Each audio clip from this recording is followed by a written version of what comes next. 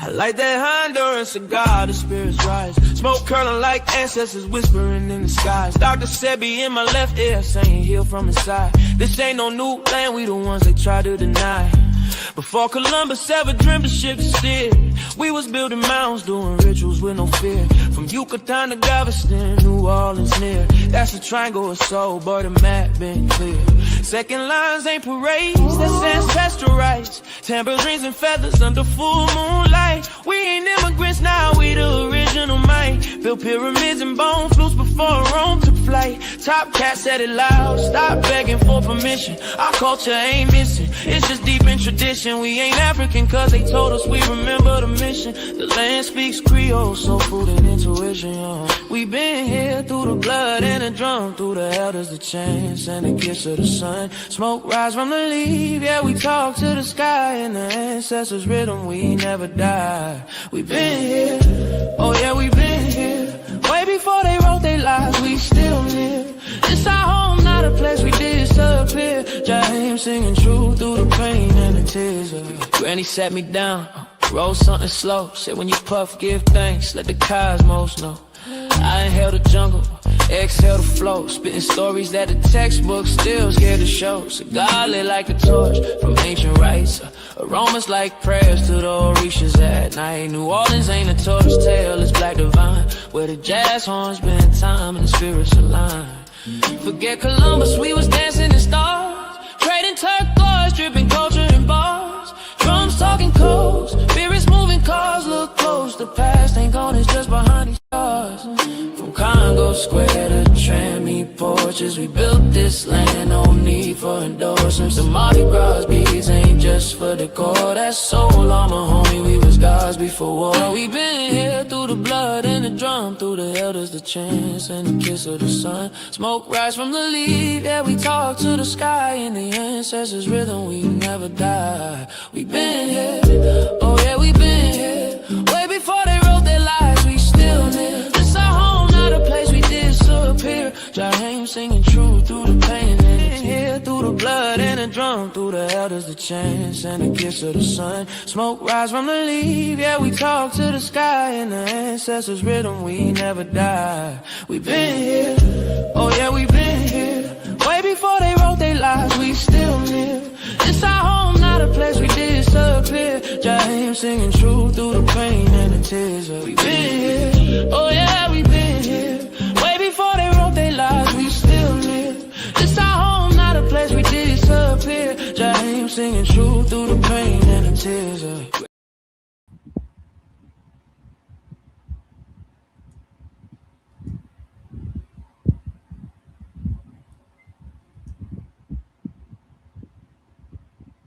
Peace, peace. Mic check, mic check. Y'all let me know what we sound like on the microphone. Yeah, drop a one in the chat and we good money.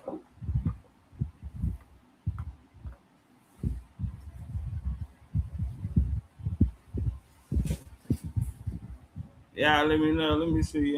My mic ain't even on. Okay, that ought to work.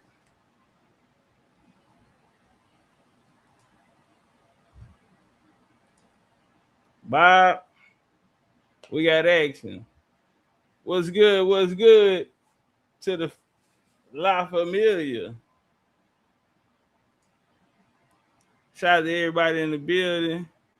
Miss K-Bay. Hey, caught a lie. Good evening, Top. BCU fam. Shout out to the gang. Shout out to Bull. I see you changed your name.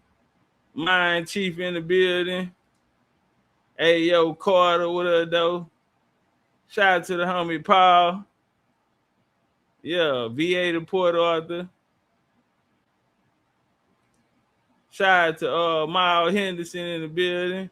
Copper Engine, I ain't seen you in a while. Nay, dig. Miss Deborah, how you doing, Miss Deborah? Asteroid, Ace Time, surrounded by sign. Boy, be looking mad when I slow that beat down. I'm talking shoes by Harachi, shirt by, yeah. Nate Bailey, what up, though? Shout out to my brother Nate Bailey, man. Tank 316 in his big. Darius McNair, what up, though? Aboriginal Tactical, I see your family. Jamie in the building. Shout out to the homie John.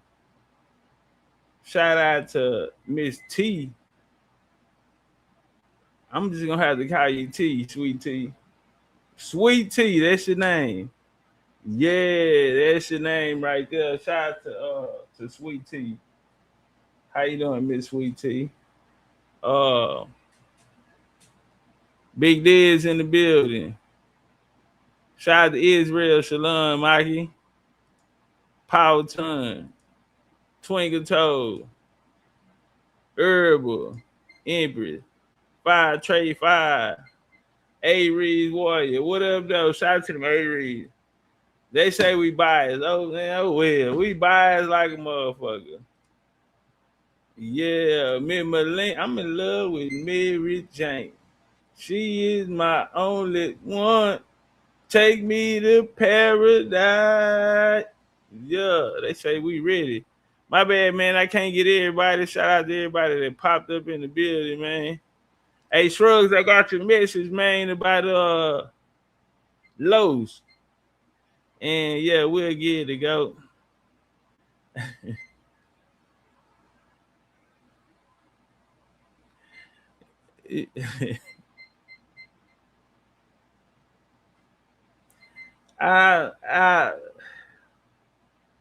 I ain't even got the energy to give you what you want, cause I already know, you like a Charleston White antagonizing, Chud the Builder type of, want to antagonize a motherfucker. I ain't did nothing to you.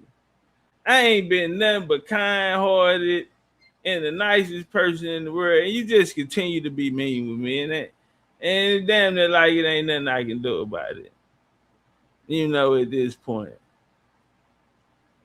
This old feathers against the feds type shit. I don't know, man. I don't know if this some feathers versus the feds shit, but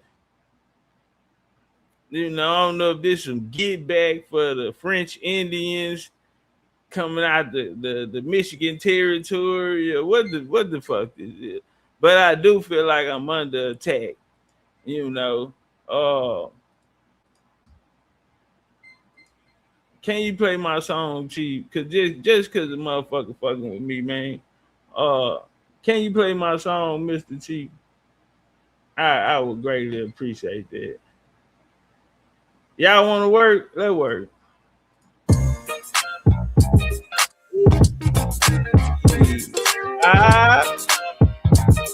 Indian gang, or don't bang. Hey, going on 7 days, I feel like it's hot. If this world was mine, I take your dreams and make them multiply. If this world was mine, I take your enemies in front of God. Introduce them to that life. Hit them strictly with the vibe. Yeah. Hey, Roman numeral 7 days, I feel like it's hot. If this world was mine, I take your dreams and make them multiply. If this world was mine, I take your enemies in front of God. Introduce them to that life. Hit them strictly with the vibe. It's a lot, be a dance, let a watch, keep a fan, be a fly. If it's running from my life, This world, countries, how we go. How it is, you only do what you know. We can keep talking on you know. That it is coming for sure.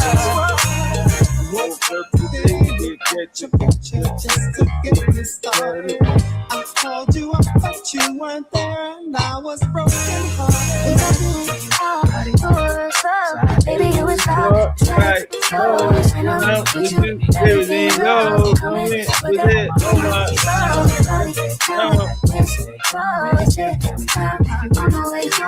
this world can't do how hard it is, you know. Get breaking on the low. Everything coming to show.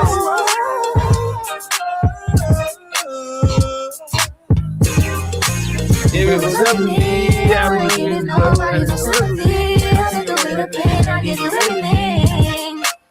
This world, I trust you, I tell you, I won't waste your time, I turn you up. Just so I can tell you, I'ma make you say love. I'm not even tripping, I won't stress you out. I'ma give you settle that for you, I'ma show you, I'm a pro. I'ma take my time and turn it up, just so I can tell you. Yeah, what? Weekends get popping on the low. Better days come for sure. Whole lot of games, shit. Indian, big old Indian shit. Ain't fucked up by too much.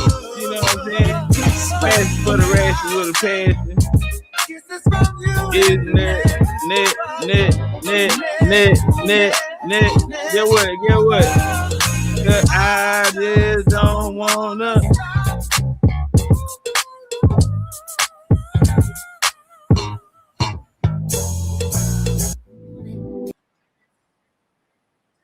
Turn up, man. We got Fade ATL coming up, man. For those who don't know, man, we're on our way to Atlanta. Fade told we going ATL with it, and we doing it big. Now we're gonna have a good time, man. You know, it's a lot of people out there who are looking for their soul family. And, you know, we built something that's worth being a part of. And I think we should get a pat on the back because everybody put their energy in, you know, and we were able to build a foundation, you know. Going back to 2020, 2021, you know, I just kept screaming, foundation. You feel me? Because without no foundation, any minute, you know what I'm saying, something can happen. They can tear it down. But if we build it from the ground up, we know how stable it is. We know what it can handle. And so what we put down, we want to make sure that it can never be duplicated, replicated, you feel me, or mistake, you know. And we got some good, man. It's learning, you know, curves, and you know you're gonna fall down, and you know you're gonna get back up. But just being out here, just appreciative of life itself. First off, you know what I'm saying. Being blessed to be in the position to encounter so many different souls through this mission. You feel me? And on my attempt to make a difference, you know, shout out to the people that have expressed the difference that they did, you know, that experience that they did have, you know, by coming around BCU. And you know, I always say, man, homie, you know, when I first came, I had no intentions on doing this, man. I'm really low key to myself person, you know what I'm saying, but to open up, you know what I'm saying, in front line, knowing how big my heart is, knowing I'm gonna go all the way to the end of the world, you know what I'm saying, to the casket, drop with it. And it's just super amazing, man, having some real people who was heading in the same direction.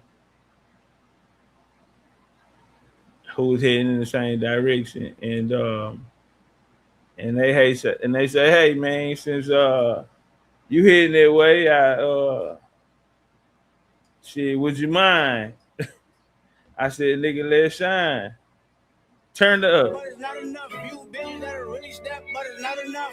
Say you bigger than myself, but it's not enough. I get on the air. Yeah, somebody gotta prove it. I think a nigga bad. Yeah, somebody gotta do it. I think he bad. Watch a nigga do it. Nigga, we survive outside all from the music. Nigga, turn his TV on. Then make a beat. Welcome home. This is not a song. This is revelation how to get a nigga gone. You know, baby, I don't understand, baby. Take like you can, baby. Don't put your life in these weak nigga hands, baby. It's not enough. Few niggas that are really there, but it's not enough. Say you bigger than myself. I get on the air. Yes, somebody gotta do it. I get deep pad. Yes, somebody gotta do it. I watch a nigga do it. We survive outside out from the music, nigga. turn the TV off. And we was typing in, don't you get involved. Hey, what? How many shit I seen? Send them off. Take a risk or take a trip. I'm tripping for them Indians. Couple sergeants and Lieutenants for the get back. This revolution been televised. I Fell through with the get back. Get your chili up. Yeah, I admit that. They black out. If they Yeah, act what, out. homie? Yeah, I did that. I already did that. Hey, what's up, though? I hate a bitch that's hating on the bitch and they both hoes. I hate a nigga hating on them niggas and they both broke. If you ain't coming for your chili, what you come for? Nigga feel like he entitled cause he knew me since a kid. Bitch, I cut my granny off and she don't see it how I see it. Got big mouth, chili got big ideas, send them to the moon, that's high. Yeah. Oh, love. Not enough. Few solid niggas left, But it's not enough. You in it that'll really step, but it's not enough. Say you bigger than myself. Go with me. Are we really sure that our love that lasted for so long still endure? Do I really care? Hey, hey, let's talk about the distractions going on elsewhere.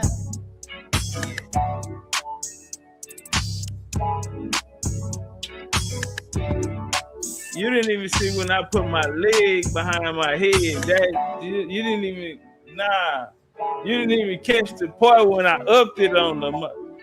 When I upped it, you ain't even catch that. When I upped it on the motherfucking ass. Hey, make sure we on that like button. We tapping that like button, and we gonna turn up and get into the vibes. We gonna turn up and get into the vibes. Hey, before I do that, I have a question. Check me out. Hey, buy a show in the comments. If y'all so it's the possibility. We're looking at the first week of October is what I'm being told right now. It's not set in stone. We'll have that information by the end of the week that's coming. We will do formal wear, so we're gonna dress up. We don't got going out with bad shit. You know what I'm saying? And they say I clean up. They say your boy clean up real nicely, man. I don't know. That's just what they say. You know, nigga tell you any motherfucking thing though. But you know, we might go formal. You know, ground and sexy on our Indian shit too. Man, I seen some shit today, man, that I'm gonna take with me for the rest of my life, homie. I felt the feeling today that everything I done been through, homie, all of my experiences wrapped up in one. You know what I mean? I felt something today, homie. And while things was transpiring in front of me, man, just on the inside, not looking to be strong, but I know I gotta hold my head up, stick my chest out, and be strong in this moment. But to take me away at the moment, I started thinking, homie, and I had y'all in my thoughts. You know what I mean? I'm going into a place where I'm more appreciative. You know what I'm saying? A life, because man, ain't no time clock. You know, ain't no motherfucking. You know, we never know, homie. One day you here, and the next day you gone. But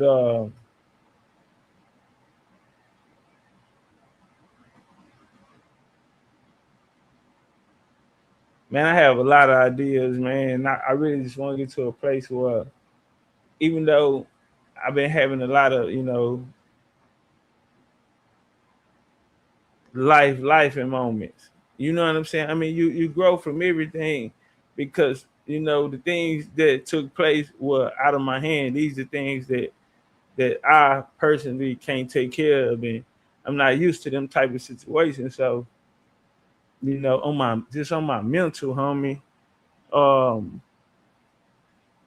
and I was just angry. And then out of that anger, homie, it forced me to talk to, you know what I'm saying? Talk with myself. And I found the understanding, you know, and at the same time, it's like, homie, you know for sure that life gonna life like this.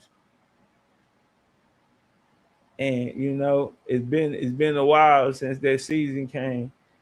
But man, this year's been, you know, a lot of things is just outside my hand, man. And I just learned to trust the process. You feel me?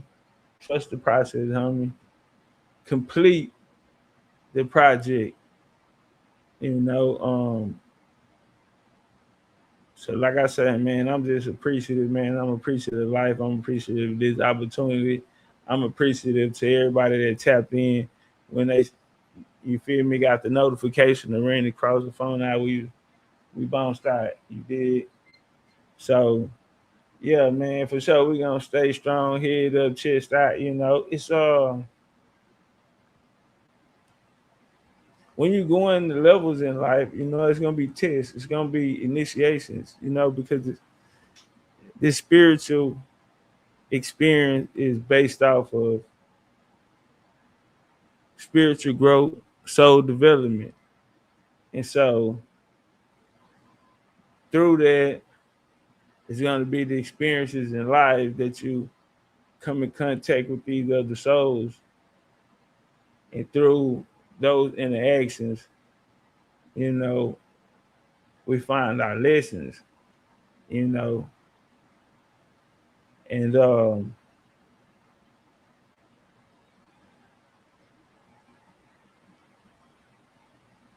know, we in a good space. We have a good opportunity, man, to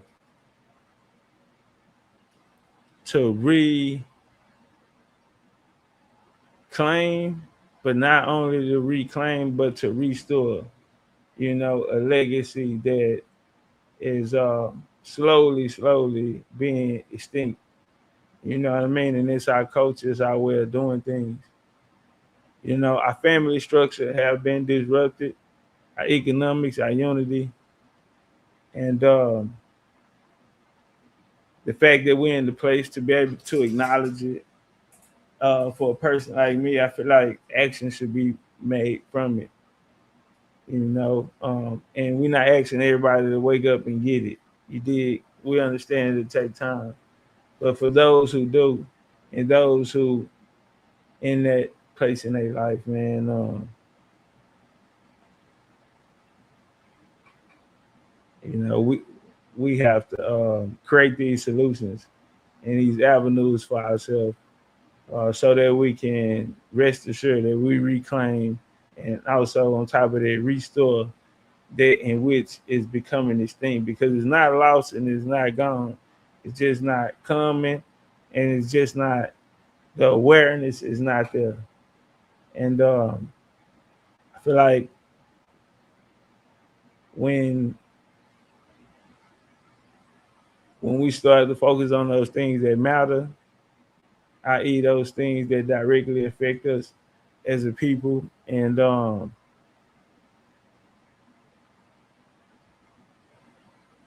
you know, we can be great as we want to be, you dig?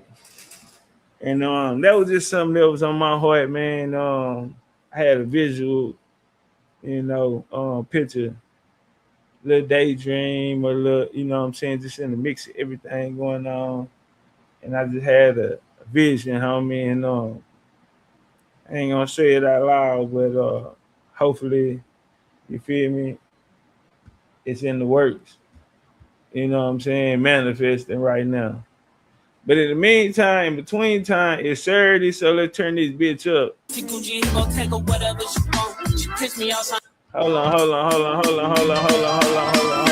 bougie ass Rodeo and let her pick up whatever she want. CC Gucci, he gon' take her whatever she want. She pissed me outside, she still get whatever she want. Talk about a nigga from the nigga as a home.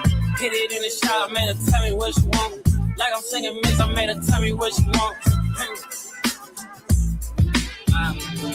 She on a power trip again. I know power got me buying again. Friends ain't jacking me, you must be lying to your friends. They know I'm a beast, I wake the giants up again. Shining once again. Ran it up, I told her mama, shout out my DMs. I'm right back in, locked in. Shawty got that dress on, so the block is hot again. Think so when I hit it, sound like fuck a ad-lib. Got her ass again. Then she got the tripping off another yet again. Got a nigga feeling like a sucker yet again. Close on my emotions, then I rush and let her in. Hurry up and let her in. I'ma take a bougie ass to Rodale when and let her pick up whatever she want. CC Gucci, he gon' take up whatever she want. She pissed me off, so I just get whatever she want. Talking about a nigga, I'm finna nail her ass at home. Hit it in the shower, made her tell me what she want. Like I'm singing Maze, I made her tell me what she want.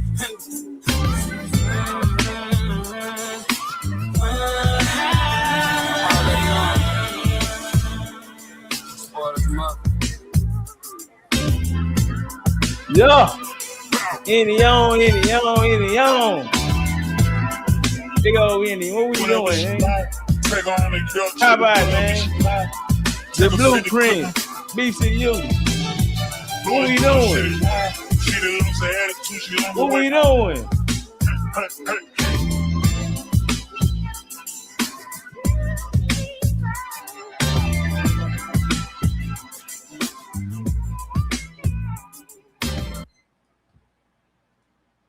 In the real end, John Way. Hold on. Give me 2 seconds.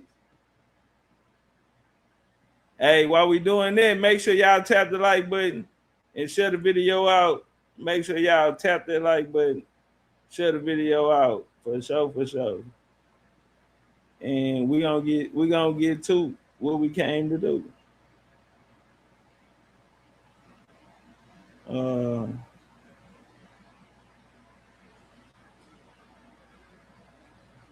Hold on, y'all, real quick. Let me do something.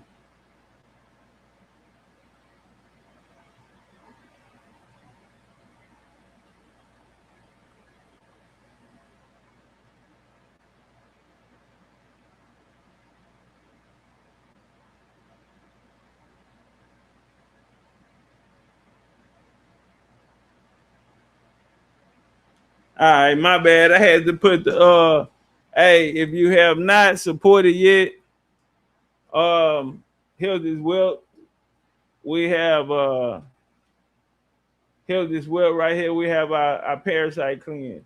Shout out to all of the Jaguars and the Indians who really been putting it down and putting on and really walking that road. We want to go get it, come back with it. You did. Nah, they really been on their fast and keeping us updated on their games and you know what I'm saying, where they at. You feel me? So shout out to them. All right, we're gonna pin it up there. Shrug say Indian gang it on bang. Hey Shrug, you don't even know. You don't even know how many people be saying that. Shrug. Man, you don't even know how many people be saying that.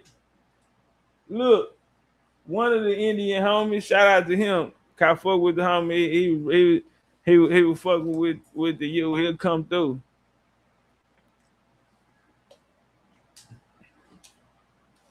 But he had made that his name. He made his name Indian gang it on bang. And I saw him a couple times, right? I'm like, all right, I ain't gonna say nothing today. And then one day I seen him, but we was bouncing out. I say, man, when I see him, I gotta say something. So nigga, say, look at him, let me holler at you. Man, shout out to you, man. Appreciate you coming through, big Indian shit. But hey, that's somebody real important. You know what I'm saying over here? That's for them. You know what I'm saying?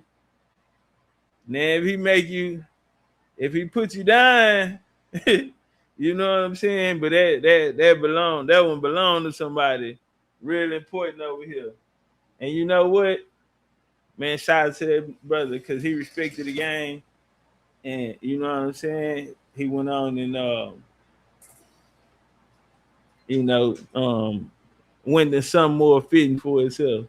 But yes, in the real Indian way. Man, we're gonna tap in. They got some news y'all can use. We're gonna get into it. They say that BCU wellness is the truth. What's up, T the T-shirt guy? He say, Paul say great words in cut when I lost my hero. Nah, man. In the real Indian way, it's a lot of things on my mind right now, man. So I'm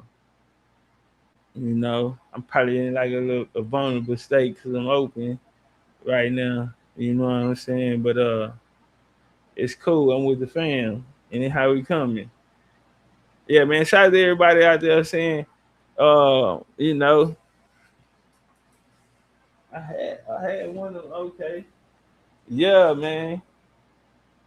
Hey, look, check me out. So one of my personal friends, you know what I'm saying? I'm like, hey, yeah, this me. They like, you and who?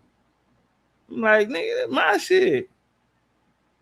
I'm like, yeah, but what you done partnered up? I'm like, nah, that's mine. He said, man, this shit like come out the stove. I'm like, what you mean come out the stove? Like, man, like a real brand. I'm like, nigga, it is a real brand. Man, we really, bro. He said she look like a real brand. Man, we really doing this for real. All right, y'all, let's get to what we came for. Let's get to the information.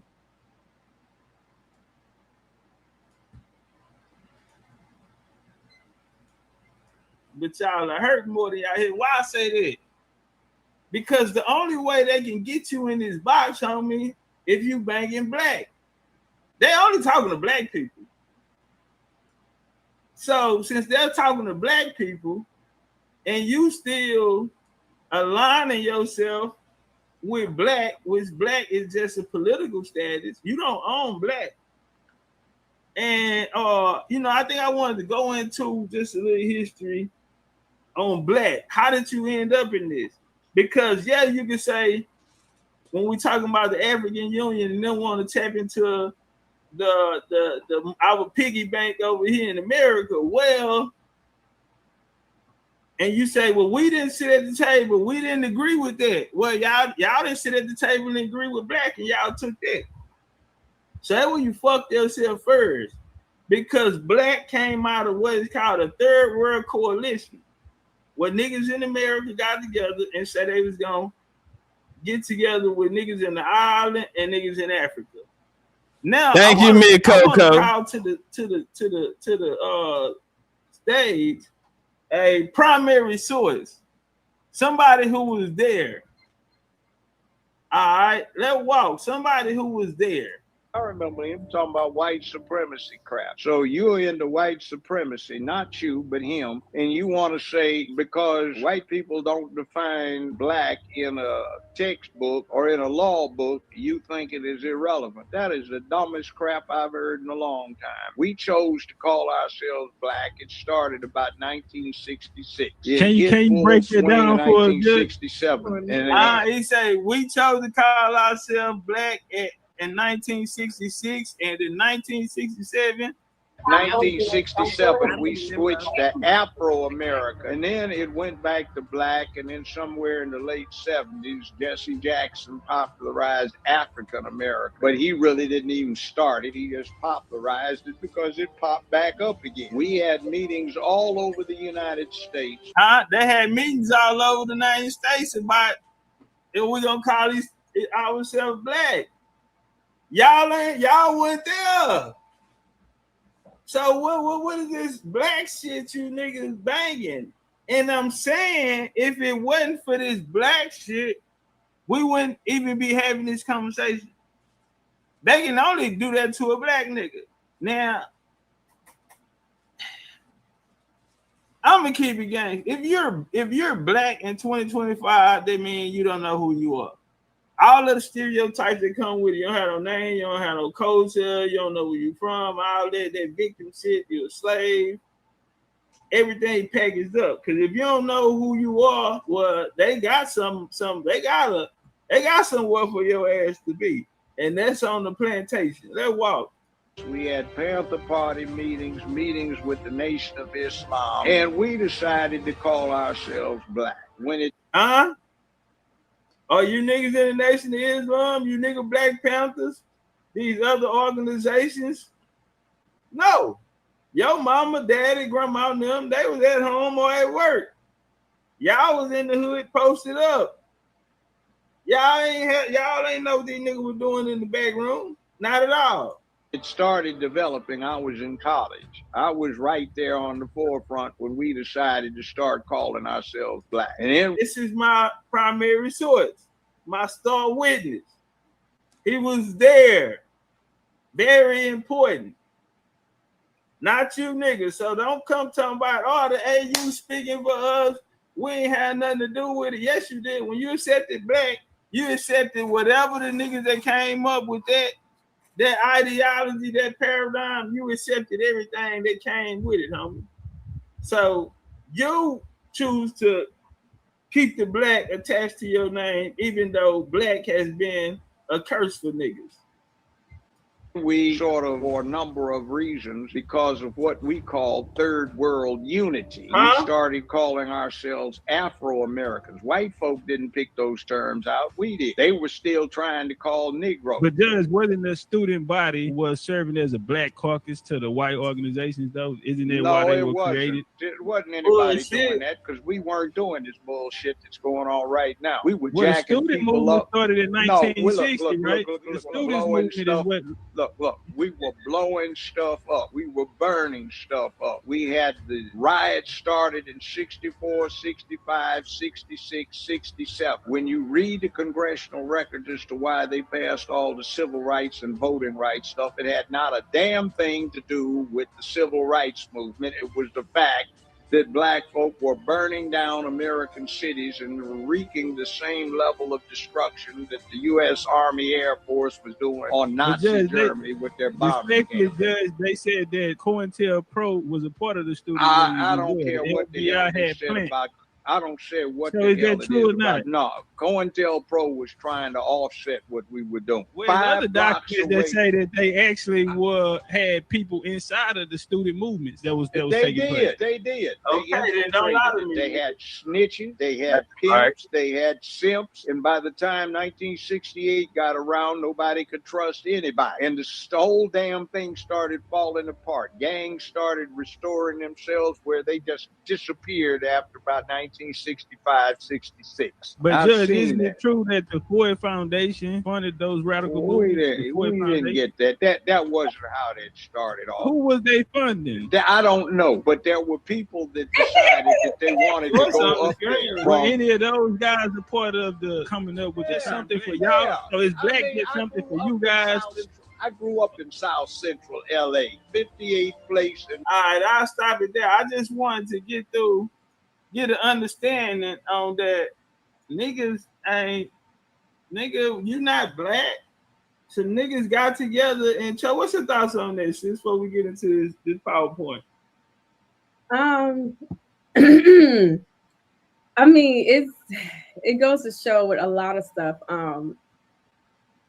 Okay, this might be on topic, but it's just like when they started the rumor about Indians died because of the smallpox. It started from one rumor, and then they just kept repeating it, and then it made it a reality because then it became a part of history now when they wanted to try to explain why there were no more Indians or the last Indian is not left. So once you keep repeating something, keep repeating it, you can absolutely make it a reality. And that's exactly what it sounds like. It's like in these little secret meetings and these dark corners, they keep repeating. And even they put it in the music like James Brown and making them say, I'm black and I'm proud. It's like, they're not even questioning where's that coming from though. You know, why, like when did James Brown just come out of the blue and just say, I'm black and I'm proud? Where did that come from? So it shows you that it was a timeline when they were building up to where this actually became a real reality that we're actually now black now. Right. And if we look up the definition of black, it states any person from any country on the continent of Africa. That's what black means. But niggas in America trying to make it theirs. yes, it was the idea of niggas in America, but that was an allegiance that they had with niggas in Africa and niggas in the island. Something you ain't had nothing to do with. Yeah, they put the dope and the heroin on you niggas, crack babies and AIDS and shit like that. So we're gonna turn up. Let's see, what we gonna go with it first. How about we get into while we're here?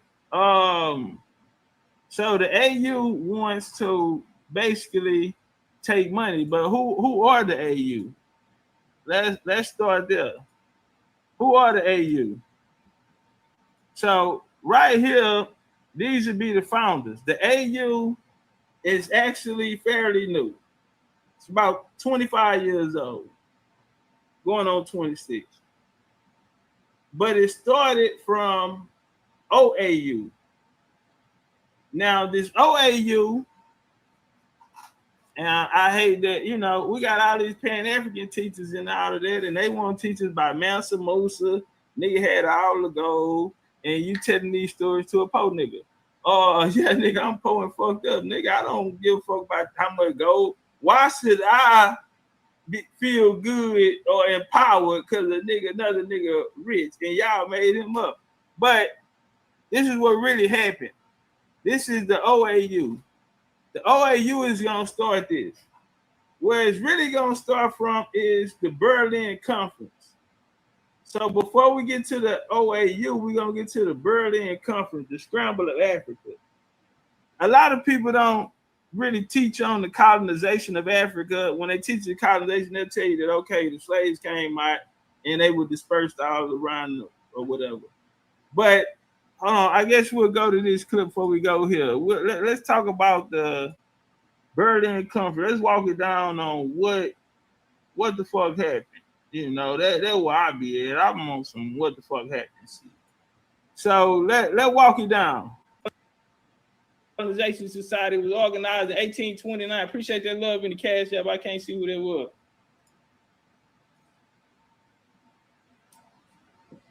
(1829) the Aid American Colonization Society colonized free blacks in Africa.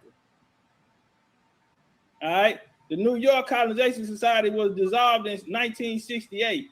Its assets transferred to the Phelps-Stokes Fund.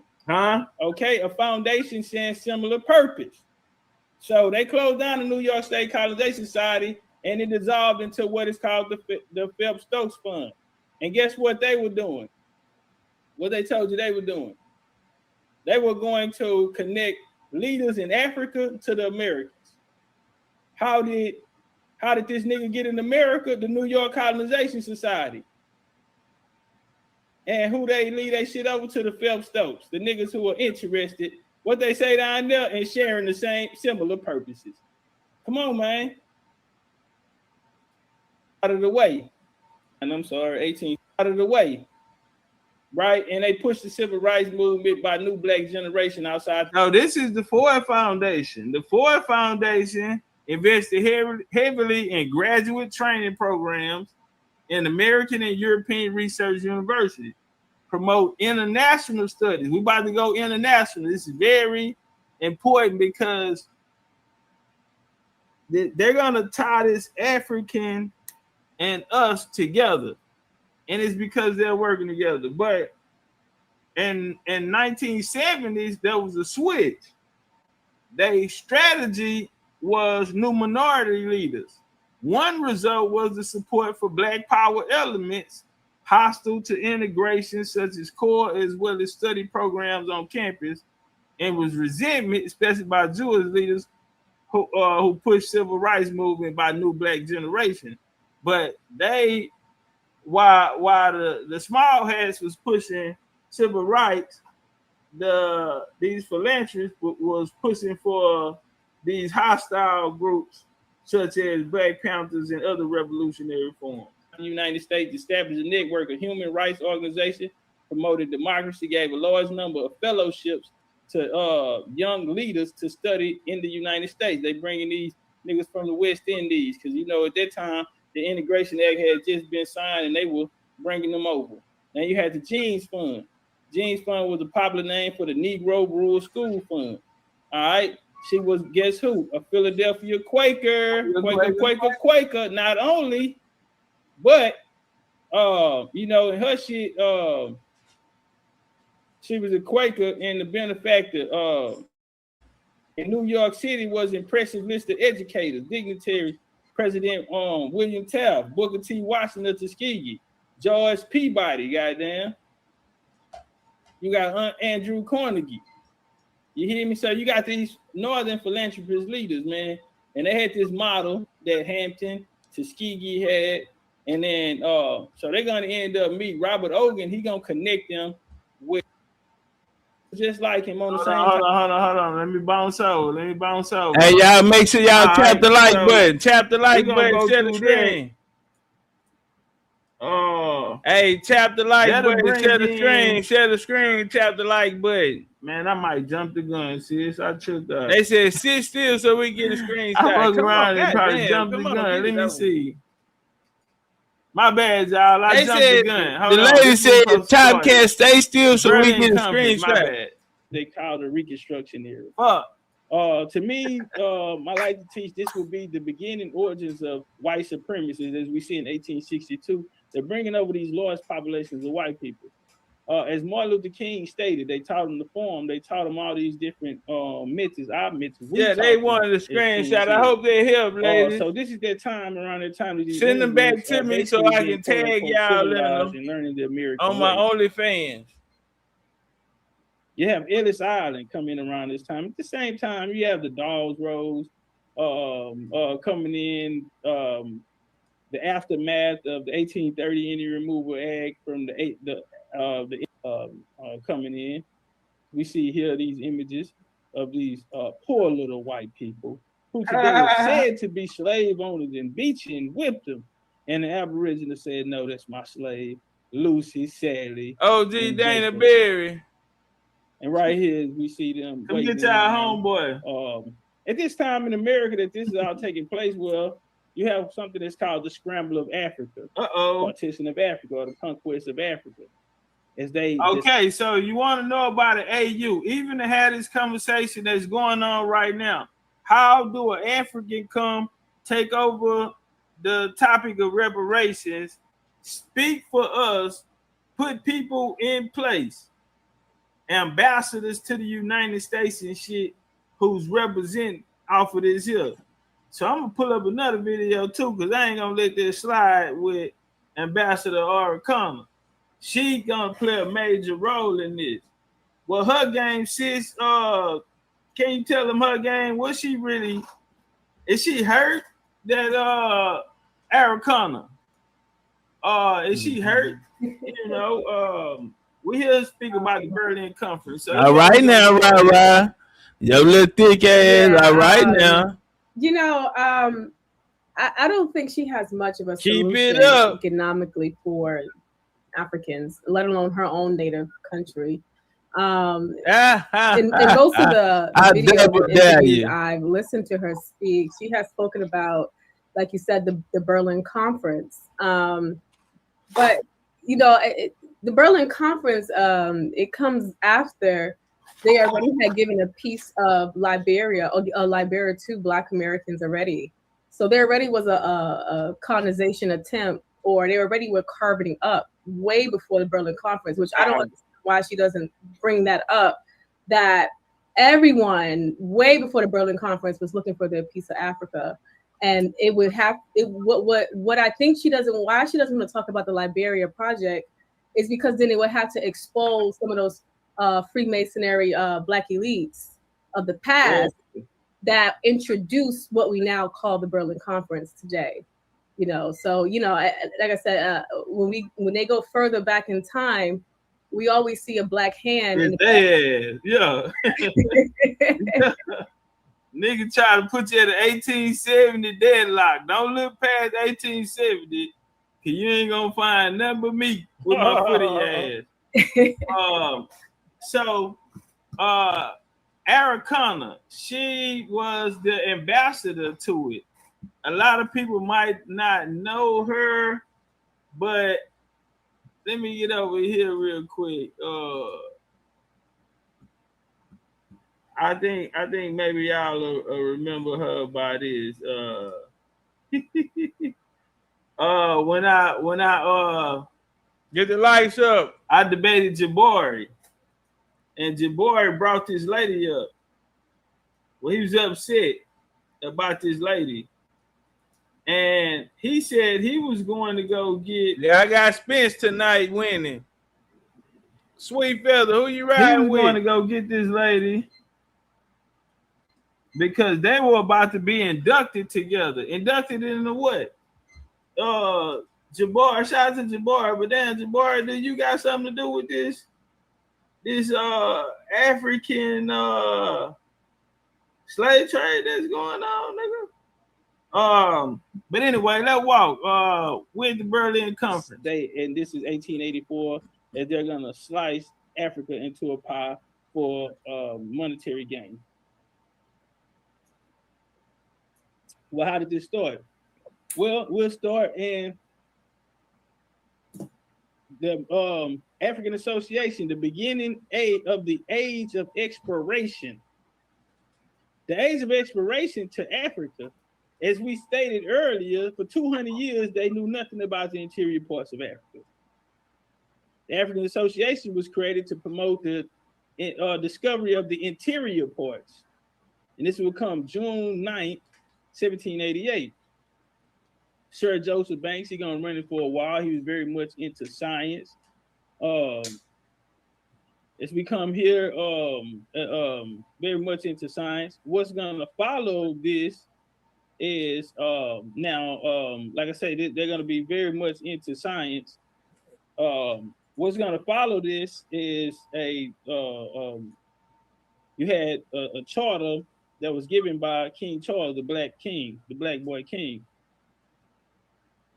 Now, as we come here, the Cambridge History of English Literature, okay, by A.R. Waller, okay. The progress of science.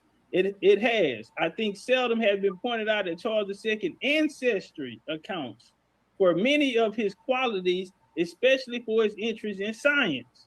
So we always like to say that what happened to us is happened to us because of this science. Science is going to play a huge role in this. So I want y'all to walk with me. Even the swarthy complexion of Charles II was probably due to his Italian blood and his fondness outdoor sports, and another trait which he observed in the Medicis themselves. His brother is bloodlines to the Medici, the famous Medicis. Told you, and we know that these bloodlines are gonna go. Listen, bloodline 5, we coming. Well, he's gonna grant a charter to the oldest scientific institution, which is called the Royal Science, created by Robert Bowell. It was called the Invisible College. The Invisible College, 1660, November the 28th, it'll be founded. Okay. Now, they dealt with people, Masons, of course, and they dealt with people like Brother Darwin. Okay. So this would be, they think Charles Darwin brought it, but you had Erasmus Darwin, who was the grandfather of Charles Darwin. Okay, for the CMS Niger mission by the CMS Niger mission. So the Niger mission is when the British get into Africa, and there's a language gap. So there's a colonization process that's going to take place. So it's going to start with the Niger expedition, 1841, 1891. Now we're going to come up here. As the African Association will turn into the African Geographical Society, what we just went through, which Charles Darwin's son is actually going to run later on. But there's another conference going to take place right here called the Brussels Geographical Conference. It's African Brussels Geographical Conference. We never hear about these things for Pan-African. This is why I'm speaking on it right now. But let's walk. It's all gonna go into the story of who is this AU. Cause like we say over here, nigga, the colonizer look like you and I. All skin folk ain't kinfolk. So we're gonna just run this down real quick. The Christianity and the motives.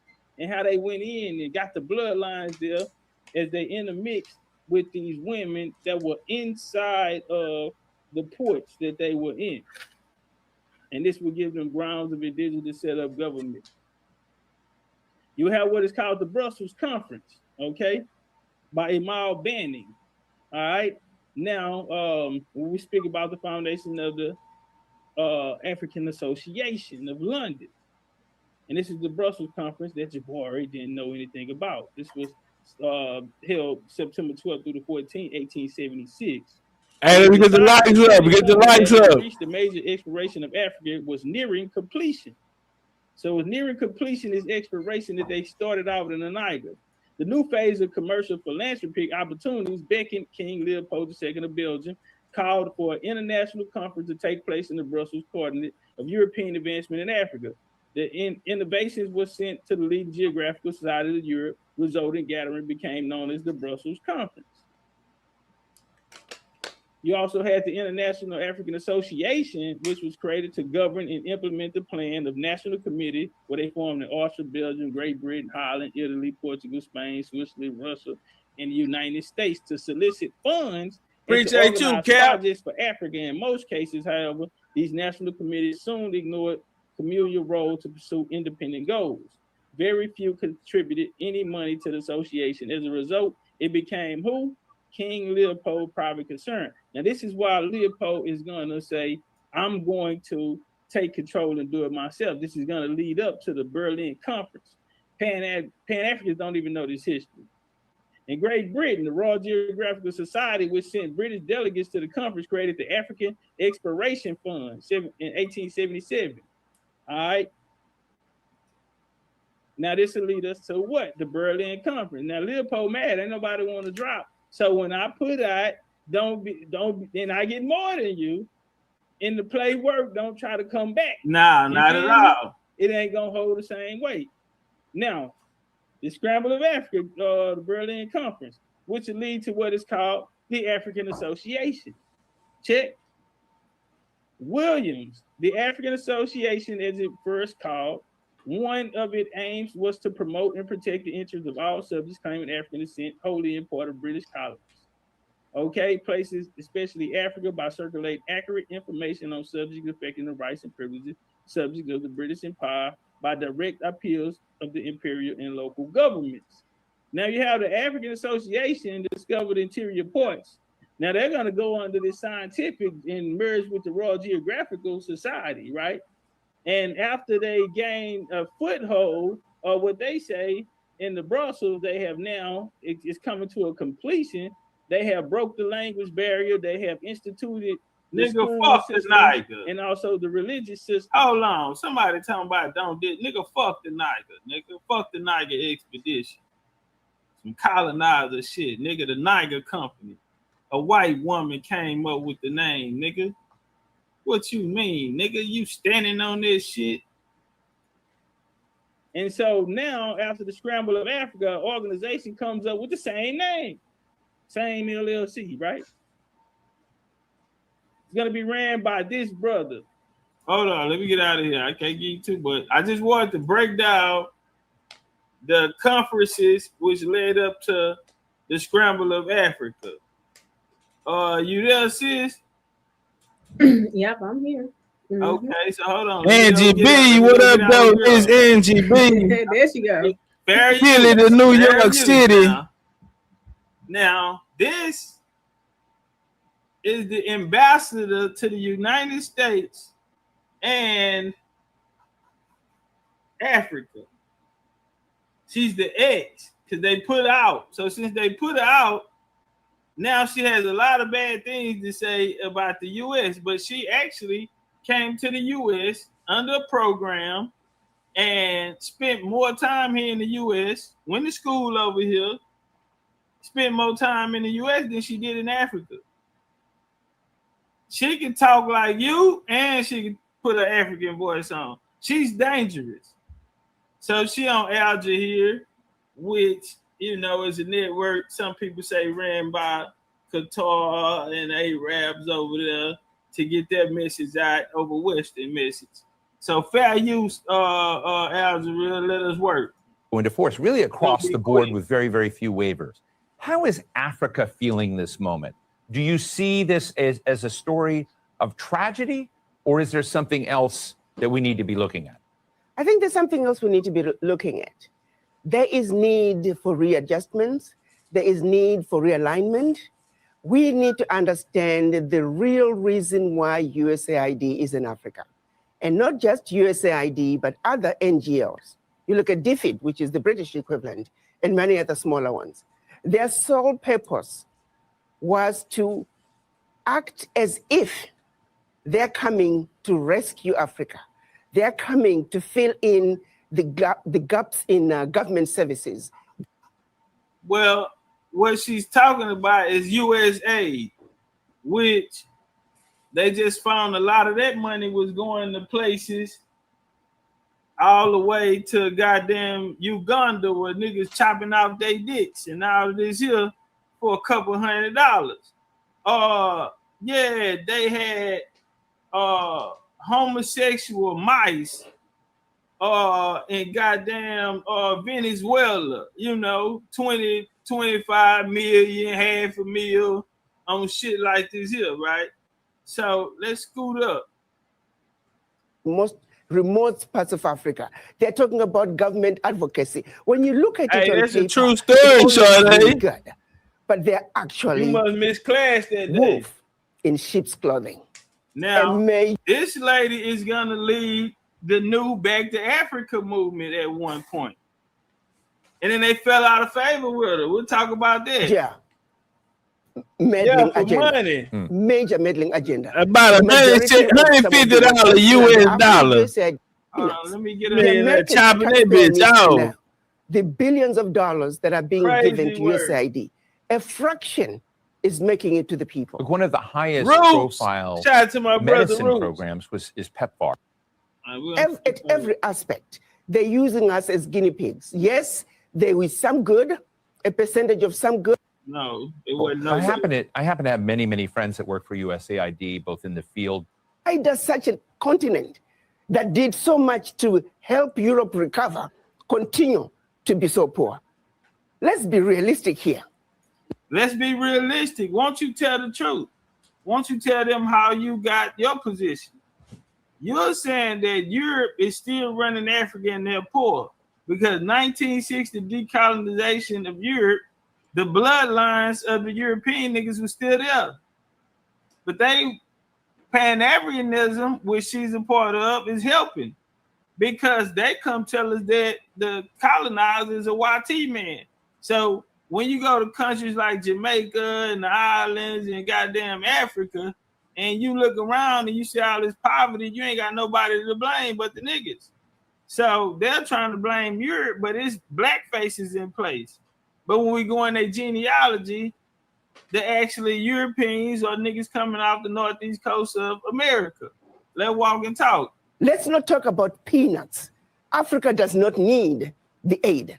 What we need is for those who are exploiting Africa to stop. Africa has everything it needs. If Africa could have contributed as much as it did to the recovery of Europe post-World War II, why wasn't Africa equally developed? So what happens next, Adikana? You and I have talked about this before, and the exploitation of minerals, of uranium, of cobalt, of nickel. They went from realizing about $1 billion in uranium resources. Hold on, let's get to the good part. Cry over USAID living. Always been the narrative that America is not doing aid very well in Africa, that China is beating us. Bono would come out and say, hey. And protect their turf. TP. China wants to come and exploit Africa. They'll get away with that Christianity and how it was introduced. You better have your ass in Atlanta, Coco. In Africa, okay, hold on. Here we go, y'all. Colonization. If you go back to the Christianity and how it was introduced, how we were trained to be subservient. In Africa, the rules of the game were the same. I think that what was done to brainwash Black people around the world, long before they even left Africa, we are still suffering from that legacy of colonization, the legacy of slavery, where the people in power, they themselves don't believe they can do it. We still have leaders who believe you can't make it unless you're working with white people. We have individuals who think, wow, they're not working with white people, they're working with their family. They working, saying, that's them niggas kinfolk. It's the bloodline.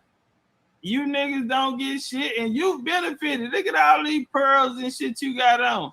You don't look like nobody need no money. Miss Ambassador. only something brought in by white people is what's likely to succeed. With that kind of mentality, it is a very difficult battle. Our battle to succeed, to unite as the African continent, it is a battle of the mind. And each and every African must realize that we are defeated where it matters the most, which is the mind. Brainwashed to the core. Brainwashed to not believe in ourselves and what. Y'all brainwashed. So then why y'all turn around and try to put it on us? Because she got strong words for African Americans.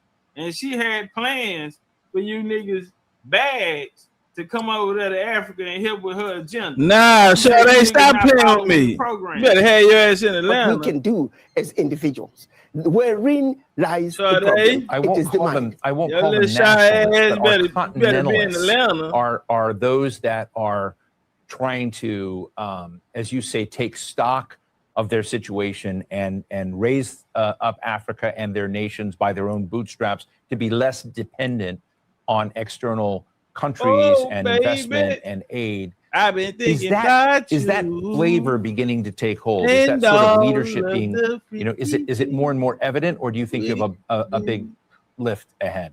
I think what's happening in the United States through President Trump is going to make them realize that this is what you need to do. You're going to have to pull yourself up by the bootstraps. President Trump is saying, I have a mandate, America first.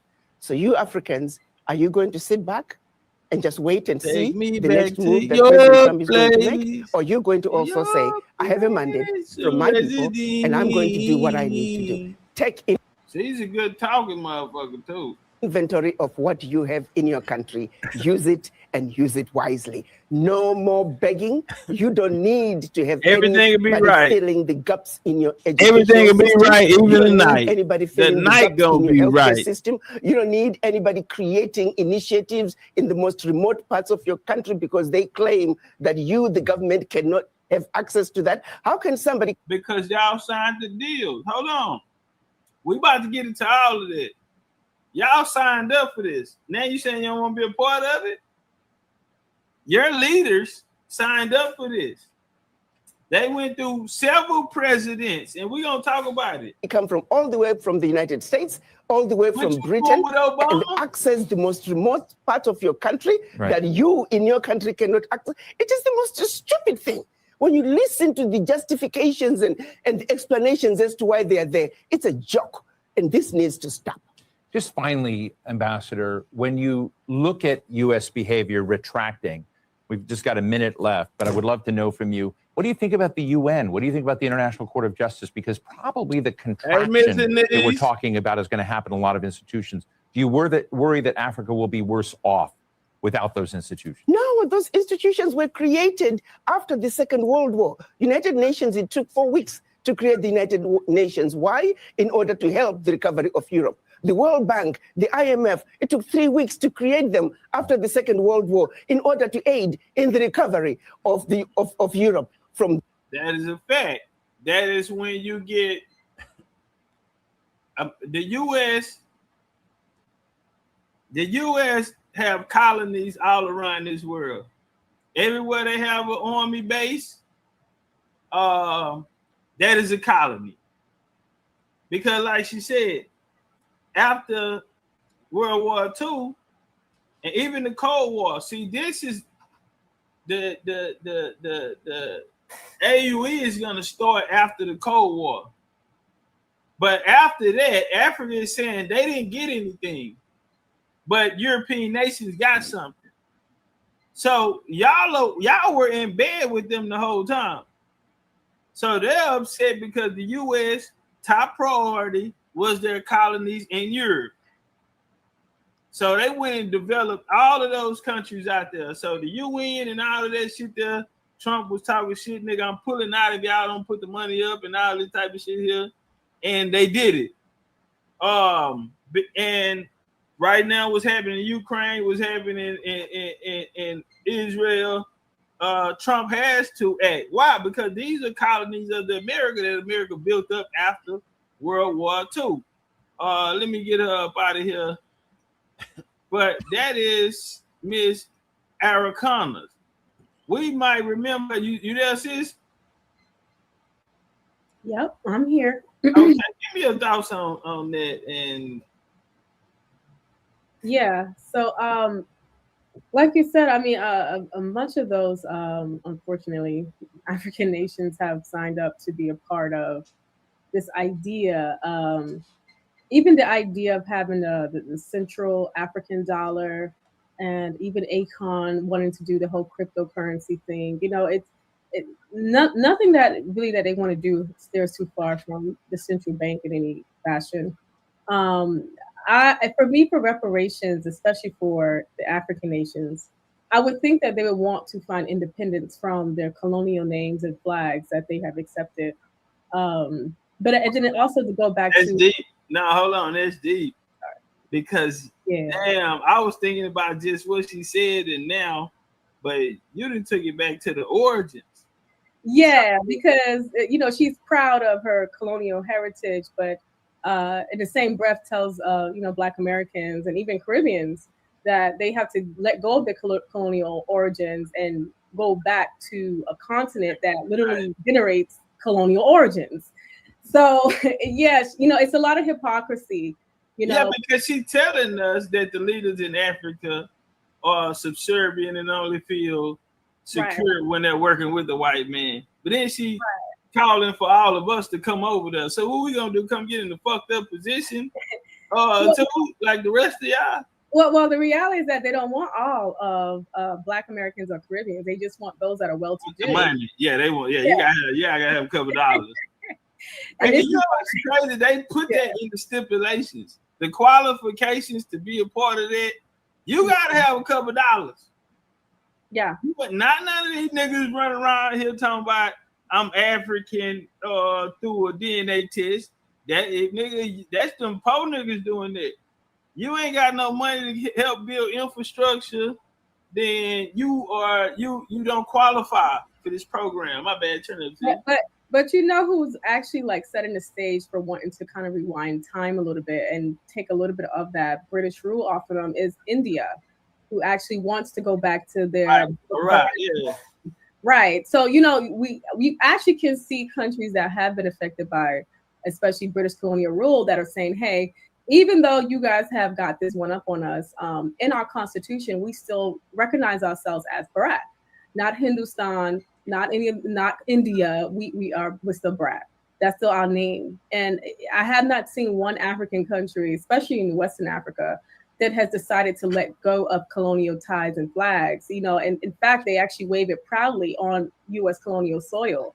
You know, so I don't really buy, like you say, as we all know, we don't really buy into the whole back to Africa thing because really they just want to exploit the Black American dollar just as they see the white man does. And they want to guilt us out of whatever wealth that we are having here, that we could build and reclaim our land here. You know, America is literally empty. I've talked about this plenty of times, how empty this continent is. And they kind of crammed everybody into these major cities. But there's land that we can actually acquire here and do business here. But they keep telling us that we have to go look to the east for everything.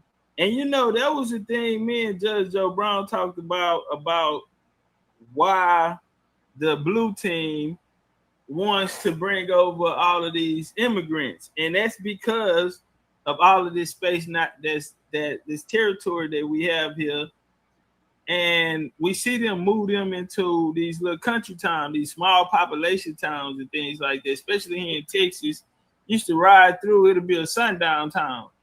And you gotta hear him get up out of there for one of them loud see your ass.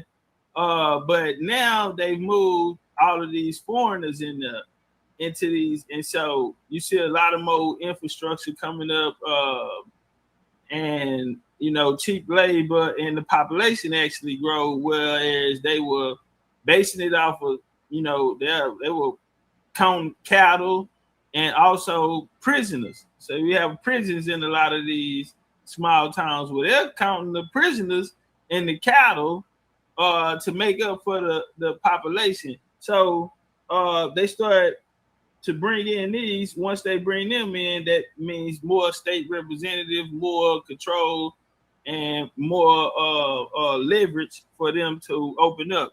California would be a great point. And y'all don't thumbs me up for that. I got that from Judge Joe Brown. So just to remind y'all who Miss Ericanna is, you got the African burial ground open to it. They also say that the burial ground, look right here, the burial ground say they are no longer asked the question, African Americans would like land to start their own country in Africa. Is that possible? Now, first off, she was the ambassador of Africa in the United States at this time. We see her crying over here on Algiers. Hey, y'all, tap that like button, tap that like button. Platform, and she's now going against the U.S. But at this time, make sure we're on that like button. Appreciate y'all and pro back to riding with us. And this is how she's talking to us Americans. Now, this is she ran the AU, the African Union. A lot of people saying, how they get to speak for us? Listen, fam, they didn't tie. I'm talking about they got you in the headlock to the point that they may get it. Why do they have a better chance of getting these reparations? Because they are side by side with the colonizer. They are the colonizer too. So if they ask for it, all they gotta do is just dip into the little bank, create another Ponzi scheme, and they can give that money to build that up. But let's walk. Listen to what these Pan-Africans say and tell me, do they want you in their country? One continent, speaking with one voice.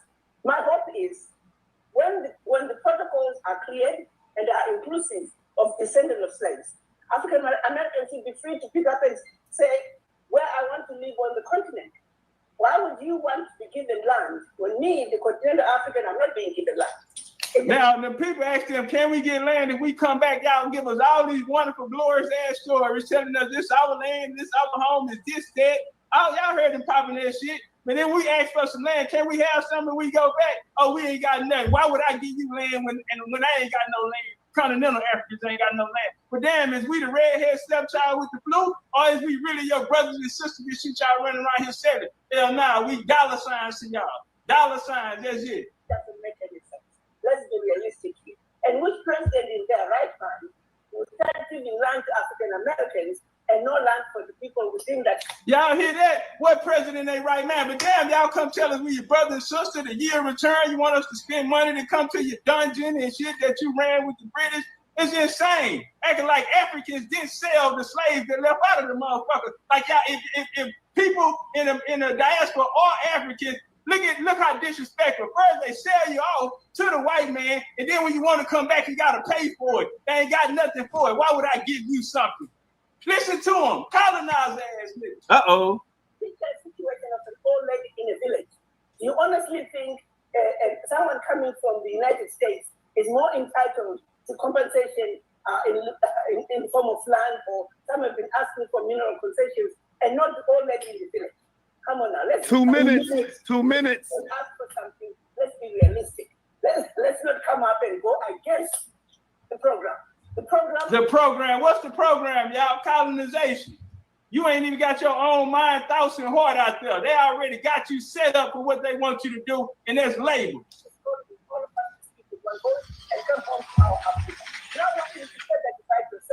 You're feeding yourself into the same mentality from the colonizers, from the slave master of divide and conquer. The slave master divide and conquer, but I got to come work for you. You don't want me to work for the slave master and the conqueror, but you want me to work for you. Africa has not put out, Pan-Africa has not put out a plan for us. They haven't done nothing for you. Look how long they've been around. They've been feeding you this back to Africa shit. They had the AME church on you. They brought you your Jesus. They brought you that's why all of your pastors, all of your leaders in our community is pastors and masons. Okay, it started from these people who said that you should leave America and go to Africa. Okay, that was the origins of the Pan-African movement. Started after the Scramble of Africa, became the African Association, which was to discover the interior parts of Africa. They went there to colonize. again. Damn, man, that's crazy shit. So we played the first one when we was talking about Acorn Land, Year Return, this new Back to Africa movement, and going back. And this, I forgot this part in there, but the nigga said starting with the African Association, going to the Scramble Africa. Damn, we right back here. It's like we done got in the time zone capsule and went back in time or some shit. What you think about that? It's like, damn, where was everybody when we was telling them this shit? This 2021. Yeah, you know, because people don't think that history repeats itself or that. I want to pose this on the table too. You know, the Negro question was always a question in the United States of what to do with the Negroes and whoever the Negroes are. And I do believe that the Negroes have been able to blend into the American Indian or so-called colored, copper-colored people here. So being that there's always been a question on what to do with the Negro, it was never answered. They have been putting this in place for a while, you know, to start this whole Pan-African movement. Like you said, we're starting from, I'm going to start from Liberia. I'm going to start to go to the Scramble of Africa. But, you know, even now today, I would say that there's a modern day scramble for America where African and Indian and other Eastern Hemisphere immigrants are coming here to pretty much modern day colonialism, colonize here. Right. So, you know, it's been in the play for a while to start blending, like you said, as y'all say, mix the dope up of all these different cultures from the East that keeps trying to implement their plan. And the plan has always been to try to walk us off of this land while they take over our scramble here. Bars. Now watch this here.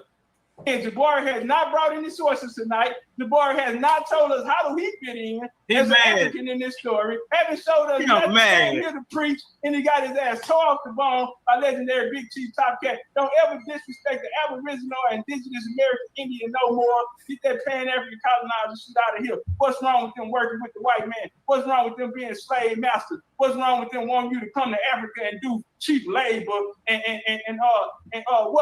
how dare you come out here and ask to come here and be an African? So we got to go there and be second-class citizens. Is what you're telling us is Back to Africa movement that they've been kicking are Christians, and they've been working alongside the colonizer this whole time, and goddamn their ass been exposed tonight. Legendary Big Chief Topcatz, that's my motherfucking time. Bars. Now y'all finna get into the bill.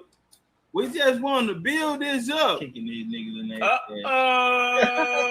All right, brother Jabari, this is the last and final round. Then we're gonna get into some question and answers. Oh, man, Topcatz ain't come to play, Jabari. No, he did not. Not at all. Topcatz ain't come to play. Not at all. He needed not. Brother Jabari, your screen frozen? Ref, you got to start his time. What he doing? I'm a whole firefighter. He dazed. Put your phone on mute. Put it on mute. Put it on mute. He dazed. You know, Topcatz. I said he dazed. You need to be quiet. I said he dazed. They tell me I be quiet. I'm really surprised. Let me know when you're ready. I can start your time. Yeah, you can go ahead and start. Okay. I'm really surprised that someone who has not made an argument is acting like he actually has done something successful. Even if he believes that there's something wrong with the African colonization society, what does that have to do with this argument? Sis, didn't you just bring up you said you started at the American Colonization Society? Why are they trying to make it like that's not a problem? Why is that a problem? Yeah, because you know they remember the modern day Pan-African is still the same people from the past Pan-African who is looking for their stake. They want their stake of the pie too. The problem is at the Berlin conference, they just didn't have a seat at the table that they wanted. That's all it is, but they're still looking for their piece of the pie. And Leopold ran them up because Leopold asked for help. The International African Association, he asked for niggas to put up money. Since they didn't put up the money or see the value, when he put up the money and he got a larger slice of the pie, niggas want to make him the bad guy. But bitch, I told you I had a play. Jump on it. You ain't want to drop by. How does that make him a Native American? How does he then discount? How does he then discount all of DNA research, all of the history, all of those individuals who are of critical importance in our community, who have done the work, done the study? And then he has the nerve. By the way, Big Chief, I'm going to tell you that you said that you're upset. You actually played someone that I know well. I know you don't know who you were playing. Her name is Ambassador Araucana. I will be meeting. All right, y'all. That's Ambassador Araucana. Ambassador to what? Ambassador of African Union. The ambassador to the African Union in the United States. Okay? That's who that is. He trying to tell me, nigga, you disrespecting a big dog. I know her well. And so I'm not sure how you did not let her explain. How does he then discount who are of critical importance in our community, who have done the work, done the study? And then he has the nerve. By the way, Big Chief, I'm going to tell you that you said that you're upset. You actually played someone that I know well. I know you don't know who you were playing. Her name is Ambassador Araucana. I will be meeting with her next week. You did not let her explain what she was talking about. You played her for a few seconds, and then you put your own commentary in. I work with Ambassador Araucana. Ambassador Araucana, Jabari Osaze, and Anika Daniels Osaze are going to be installed in the same ceremony. That's all I wanted to do was just put that up there. Y'all looking for the AU. Some of y'all niggas signed up these niggas classes. Some of y'all following behind them. They just ain't told y'all who they running with or what's the agenda. Because you ain't got the bloodline. That's something for them. That's something for them. Now we're gonna go into. Let me put this PowerPoint up. We're gonna run through this real quick. So how do we get here? They talk about the founding fathers. It starts with the OAU. All right, and from 1 all the way down, all the way to the 30s. I couldn't fit the 30s on here, but these are all of the guys. What do they have in common? European bloodlines. Founding fathers. Sister, you want to take this? This coming off the African Union. Yeah. So in the year 2023 marks 60 years since the formation of the Organization of African Unity, the OAU, on the 25th of May, 1963. The OAU later relaunched the African Union in 2002. In celebrating 60 years of the Continental Organization, the African Union invites all African citizenry on the continent and in the diaspora to join in a commemorative activities that reflect on spirit of Pan-Africanism that has determined the actions of our forebears and connects the past to the present and our aspirations for the future of all people of African descent and for our motherland, Africa.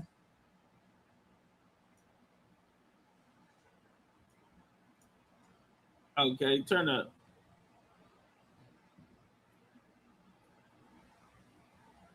For the longest time, the narrative has been told from the colonial perspective. Experience its firsthand as it's told by those who are the custodians of the vision of Africa and making it work for its present and future generations through telling the story of inception to rebirth.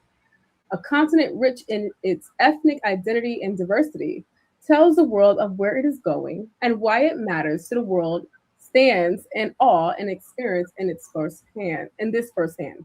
These stories told by our founding fathers are about how Africans formed a continental body known as the Organization of African Unity, which is the OAU, to fight our liberation and bring the Pan-African ideas to reality. Bring it to reality, because this shit was all a dream. So the top people is gonna be people who Haile Selassie, His Majesty, Okay, his international views led to Ethiopia becoming a charter member of the United Nations in 1963. He presided over the formation of the Organization of African Unity, the precursor of the African Union, and served as its first chairman. Meet Sir Haile Selassie. Who else? We're gonna have this guy named Kwame Nkrumah. Okay, he was a Ghanaian politician, revolutionary. That's what they say. Ain't never had a fight, but he's revolutionary. I don't get it. Revolutionary, you ain't no war general or nothing. You ain't been in no war. You got your hand. You ain't took nothing down, and you get the title of a revolutionary for talking. He was the prime minister and president of Ghana, having led the Gold Coast to independence from Britain. Very important, because we're gonna lead up to the decolonization of Africa, 1960. Let's walk. Y'all want to know how niggas get in bed? How black niggas? You niggas running around here with these black labels. Y'all don't want to let it go. Well, nigga, y'all have brought, now y'all done got all us into it. Yeah, y'all done got us into y'all bullshit. Hold on, before we go there, let me come over here. Kwame Nkrumah, we're gonna be real quick on how he even got into position out of the student movements. Kwame gonna come out of that. Now, before he went to London, he gonna leave that program and he gonna come to the Americas. And what he do in the Americas, he come to the United States and form the African Students Organization. Check. And he looking for niggas just like him on the same type of time, which relentlessly promoted Pan-Africanism, earning him a reputation as an African independent advocate. On arrival, guess what he do?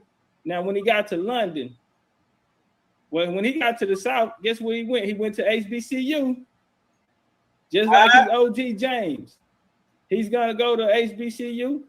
He's gonna be in bed with the AME church. Sunday, got eating your grandma's sweet potatoes and fried chicken and macaroni and shit. Drinking Kool-Aid, and they been listening to Al Green with you niggas. And that whole listen to Al Green ain't got no rhythm. So when he gets to London, he gonna leave America, gonna go to London. Now what he do? He get there and shake them up. He joined the West African Students Union, WASA. He joined them when he get there. And when he get there, what he do? He created a subgroup, the WASA, known as the Circle. Circle in the Circle, Black Europe. He got there, and they already had something going. This nigga is on assignment. Remember, he's leaving out of Mata, which is a private school led by the governors, where he's gonna meet James Agri, who came over, hung out with all of these niggas who supposed to be our black heroes and master teachers. He hanging out with them. His wife, he got a wife out of Virginia, got kids with her. He run the school, Livingston College, for 40 years. Okay, so he bring over his young soldier, who is Kwame. Kwame leave here, go to London. They already got a group. Well, this nigga get there and he's the leader of the group. That group, he's gonna create a circle within a circle. Okay, a secret society within of niggas who got the same bloodline. And he gonna put on this agenda. But let's walk. European blood. Black European raw bloodlines of America, nigga. Hey, y'all, hit my like button. We got a cash app now. Cash app on the screen, goddamn. Hit my like button, support the show. Let's walk. You gotta understand, he joined that group, then he gonna end up running it. But he there on assignment. So when he get to America, he create the African Students Organization. He not fucking around. The young niggas on assignment, and he got a lot of money backing him. So in London, he go infiltrate there. He get in good. He got the circle. Now he running the program. Check. From there, he gonna create the Pan-African Federation and the World Federation of Trade Unions. He also became involved with organizing the 1945 5th Pan-African Congress in Manchester. This brought him brought him closer to many great leaders including W.E. Du Bois, future president of Kenya, Jomo Kenyatta, and American actor civil rights Paul Robeson. Y'all know the relationship between them. Now he done jumped in this WASA, the union assimilated political racial conscience among West African students in London. They serve as a manpower bank and a training ground.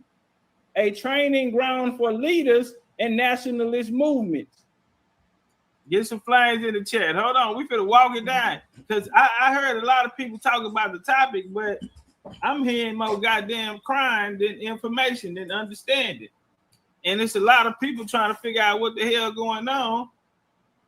And, you know, everybody I'm listening to is crying. They don't know what happened. How they get to speak for us? Damn, nigga, you don't know what happened?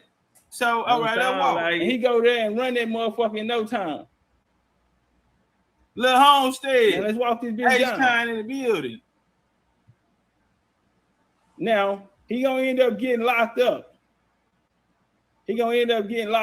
Now, this is very important because we're gonna talk about another quote unquote what they call political leader. Martin Luther King got locked up too. Right? Now, somebody else that's gonna play a major role in this is gonna be locked up, and then they're gonna be the president. They're gonna be the guy with the relationship with the United States. Let's walk. Now, in 48, he created UGCC, organized boycott, and foreign products led to riots in the car. And Nkrumah and several other UGCC leaders were arrested in the British colonial authorities and briefly imprisoned. No different than the student unions. We showed y'all last time they was creating them down in Tennessee. These trainers training these leaders on these sit-ins and all of this stage shit, right? And what happened? They all go to jail. Martin Luther King go to jail, get out. He helped John Kennedy become president. This is how this shit is working. Let's walk.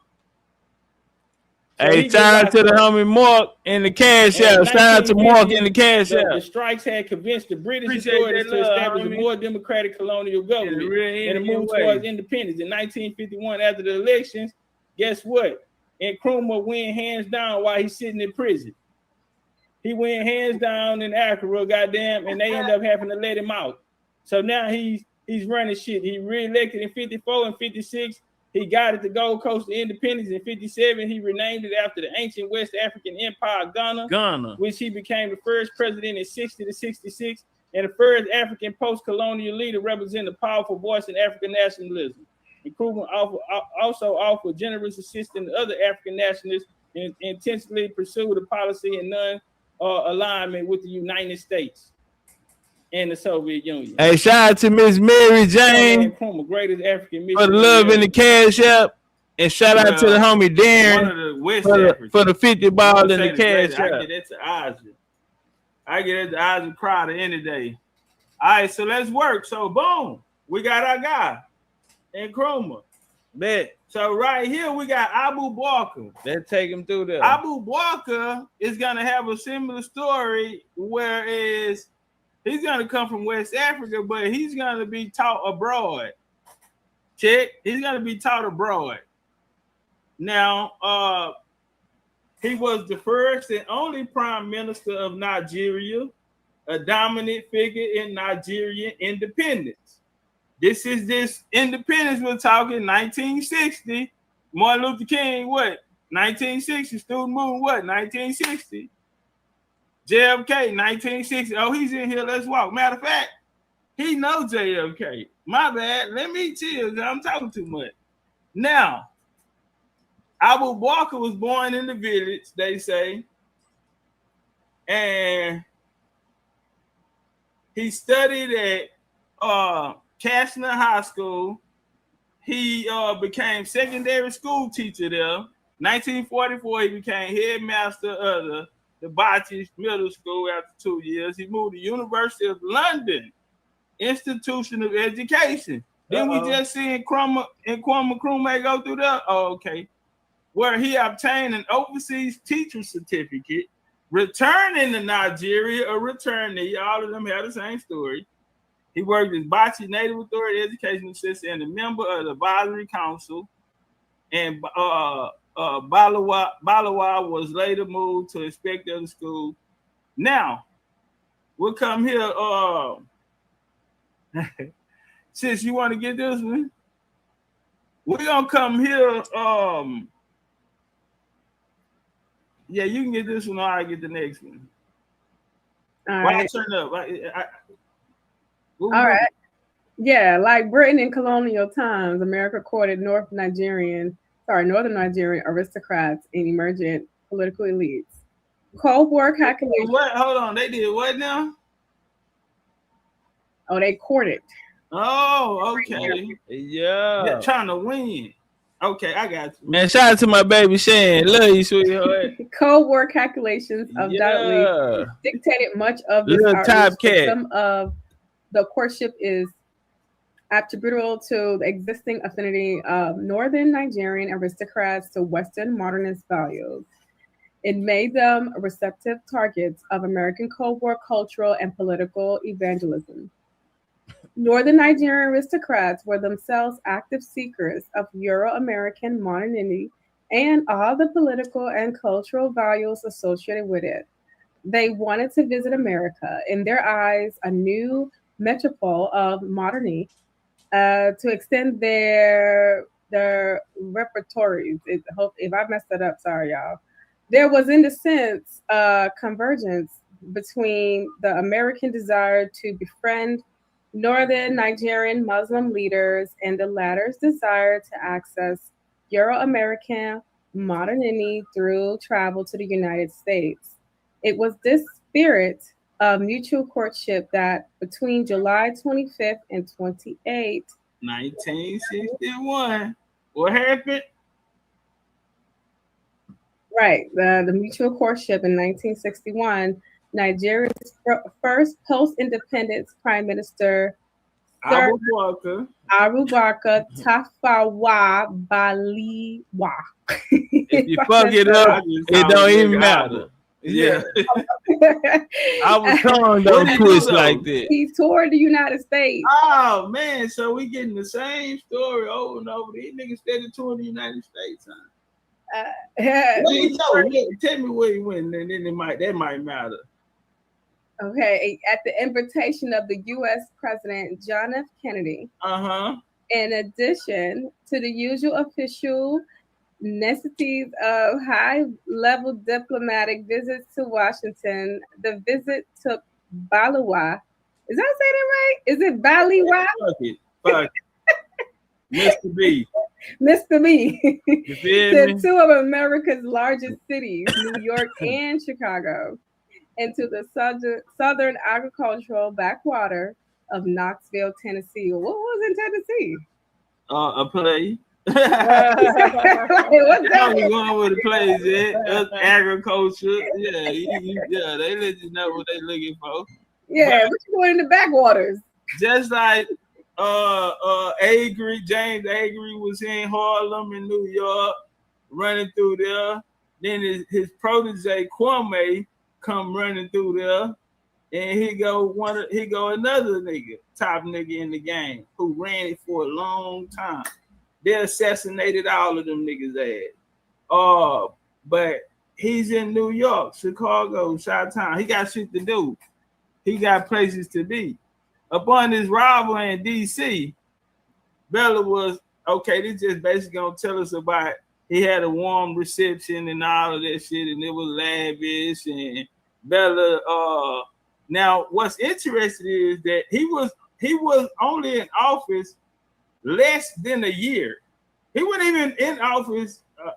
He's not the biggest fish in the pond for this type of work, what they need, right? Right. But guess what he got? He got the bloodline. You don't just pop up for nothing. Nah, not at all. You did. He less than a year in office, no qualifications. Check.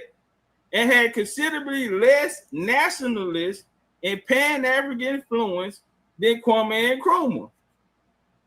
So he's like a great value, Kwame Nkrumah. But we know how to build a nigga. This is America.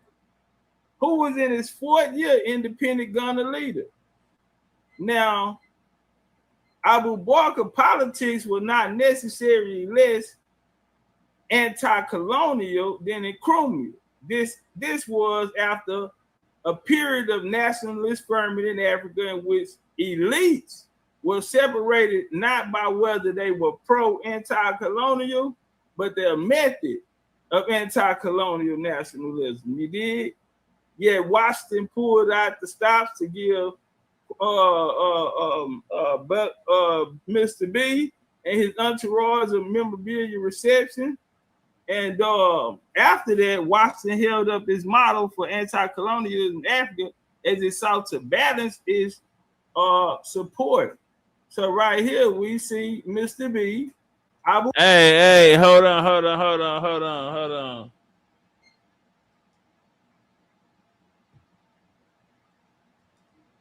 Hey, I want to send a shout out to the homie D Birch.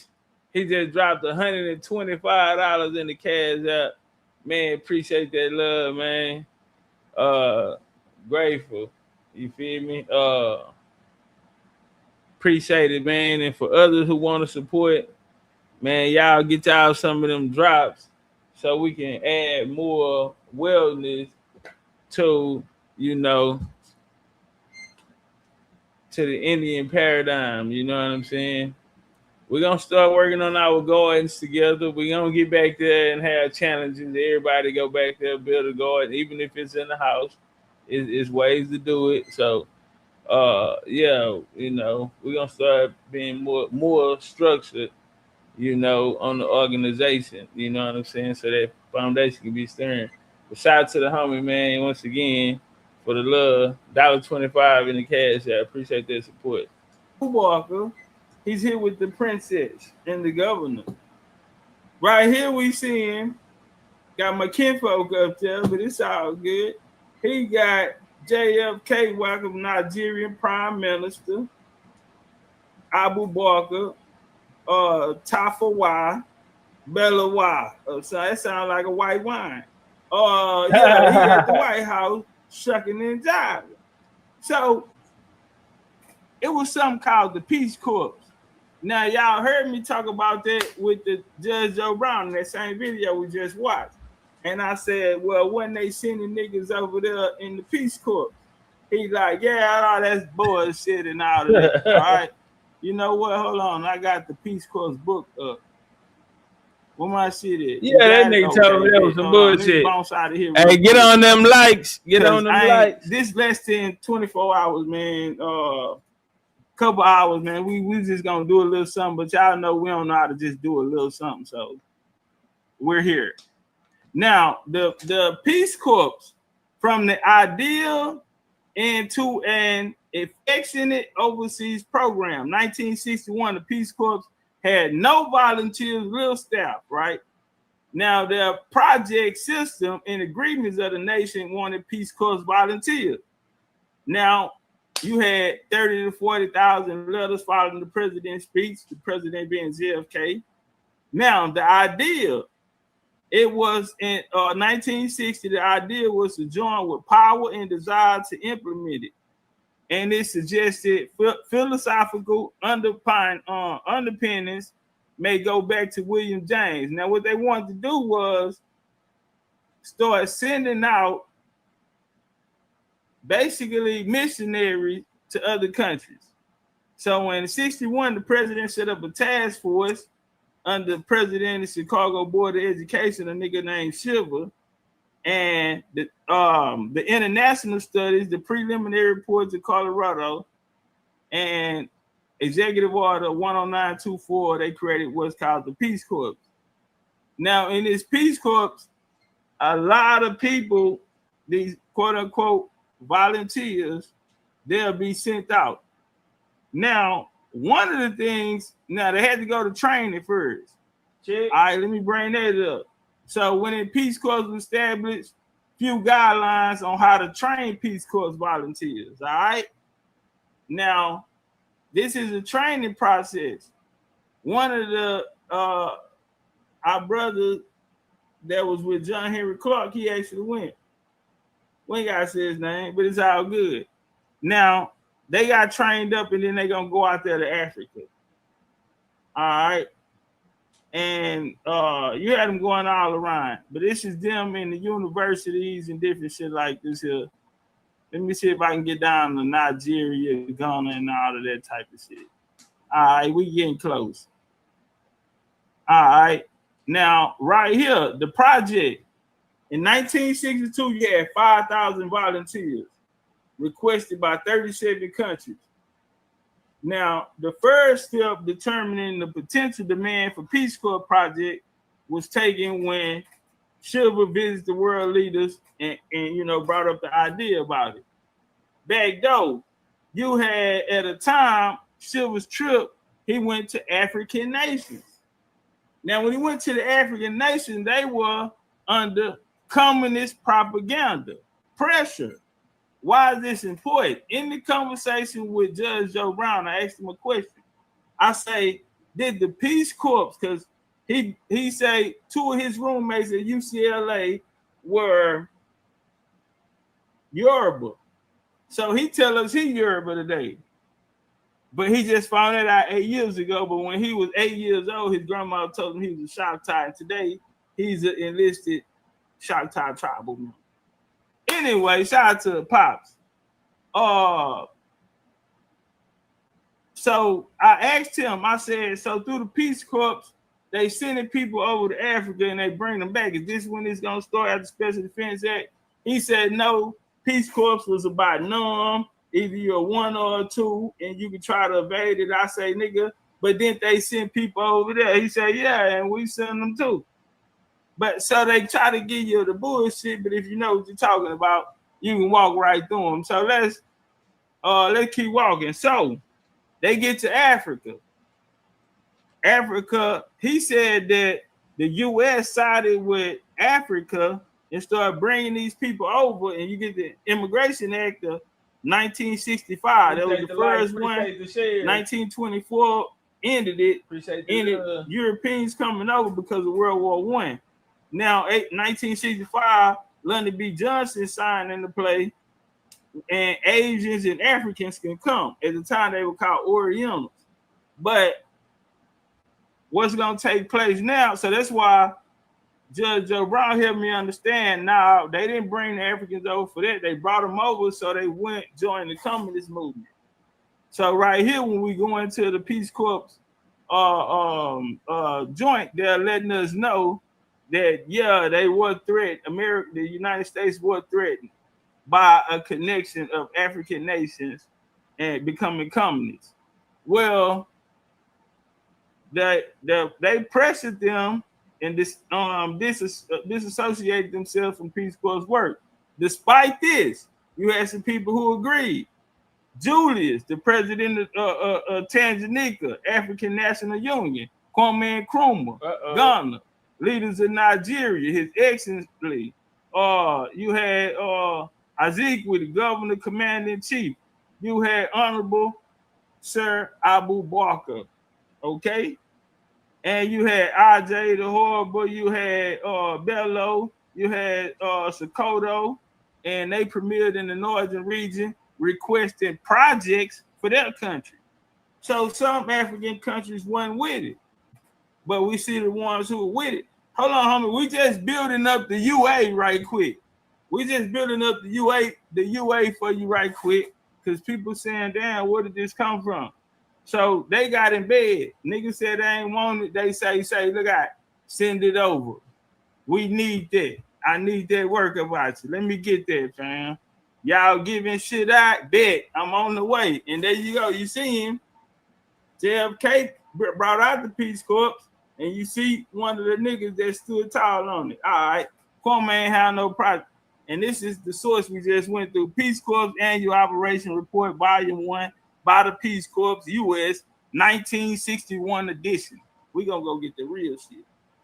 Now, let's come into the Journal of the African Union Studies, since that's what we're talking about. Now, hold on before I go there, because I don't want to jump timelines, because something's going to take place after that. Now, all of these people, the decolonization of Africa, British is supposed to be giving Africa back to Africa. Africa still potent the motherfucker. Africa still had their problems. As we see Eric Connor just explained was just explaining. Boom, what we going with, Chief? Hey, y'all get on that like button. All right, well, I'm in. Okay, I'm just going to the next slide over. Is this me? The rhetoric body. Boom, boom, boom. I got too much shit pulled up. Hold on, y'all. Give me 2 seconds. I should have put it down as a slide. I just opened it up. Hold on, let me make sure it's up here. Talk to the people, saying real quick. Let me grab it. Here you go. I'm sorry. I got it. You ready? I apologize. You can't say hi to them. You can tell them to get the likes up. Yeah, y'all get the likes up. Y'all share the live stream. You know, like Top said, you can start where we at now, but if you don't know the origins of this stuff and how deep, we talking what now? You can actually say centuries now. You can say this been going on for centuries. So yeah, it's going on too goddamn long for nobody to know what the fuck here. Everybody acting like they don't know what's going on. I wonder who getting some of that money. That's money. All right, so we gonna come over here to damn, but how you make it big? Can I make it little?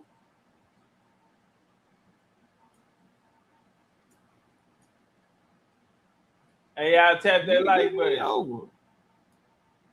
All right, y'all, hold on. Let me try to figure this shit out. All right, yeah, talk to him. Let me figure this out. I'm trying to see how can I make it smaller. Yeah. Okay, I figured it out. Got it. I'm full of that. You know, hey man, I'm a little rusty. All right, let's work. Go ahead. I'll work out the jail. All right, so boom. This is the history of the Department of State during the Clinton presidency. Now I told y'all it was gonna be some other figures that's gonna come up in there. We went through a couple presidents. 1969, they gonna really start getting it off the ground. Well, you got African studies. That's when John Henry Clark and them started their shit. Black is popping right now, you feel me? And then going into the 70s, as Judge Joe Brown say, they'll be approached by the Pan-Africans to align this black paradigm with the Pan-African paradigm. Yeah, I gotta get him on the show so he can come tell us about it. He said he gonna tell me, nigga, whatever I need to know, because I'm grandson. All right, let's walk. So when the Clinton administration, hold on, you want to get that shit? Let me highlight it. We ain't gonna get all of it. It's tiny on my end. It's real tiny. Okay, I got you. When the Clinton administration took office in January 1993, U.S. efforts in Africa were largely focused on responding to ongoing war, famine in Somalia, widely televised and starvation. That's that dollar a day and all of that they were playing on niggas. Black Hawk Down, all that type of shit. They were fighting in Somalia. So the Clinton administration in 1993 erased the Cold War influence on U.S. policy in Africa by recognizing and establishing a formal diplomatic relationship with the government of Angola. U.S. policy towards Angola influenced by U.S. support UNITA rebels during the Cold War. So boom, they get that out. Then man, they didn't line up. Now we're gonna come down. 3 major events that define evolving nature of U.S. government engagement with Africa. Niggas want to know how we got in the bed. You get Rwanda with all of the deaths. Then Clinton and Secretary Albright gonna come back in. Those who old enough can remember these times. Those who served in the military gonna know about these times too. My old man was in Desert Storm. But so we bounce over. Now what's gonna take place here is we get another figure. Now we seen Kwame Nkrumah win the goddamn presidency from a jail cell. He's a bad nigga. I ain't seen no nigga do that like Trump. That's like on some Trump level shit. I think him and Trump, the only nigga that can win in the election from the jail cell. Yeah, I think that nigga ain't got a tour. He just win the election from the jail cell. Well, a nigga named Nelson Mandela, 1994.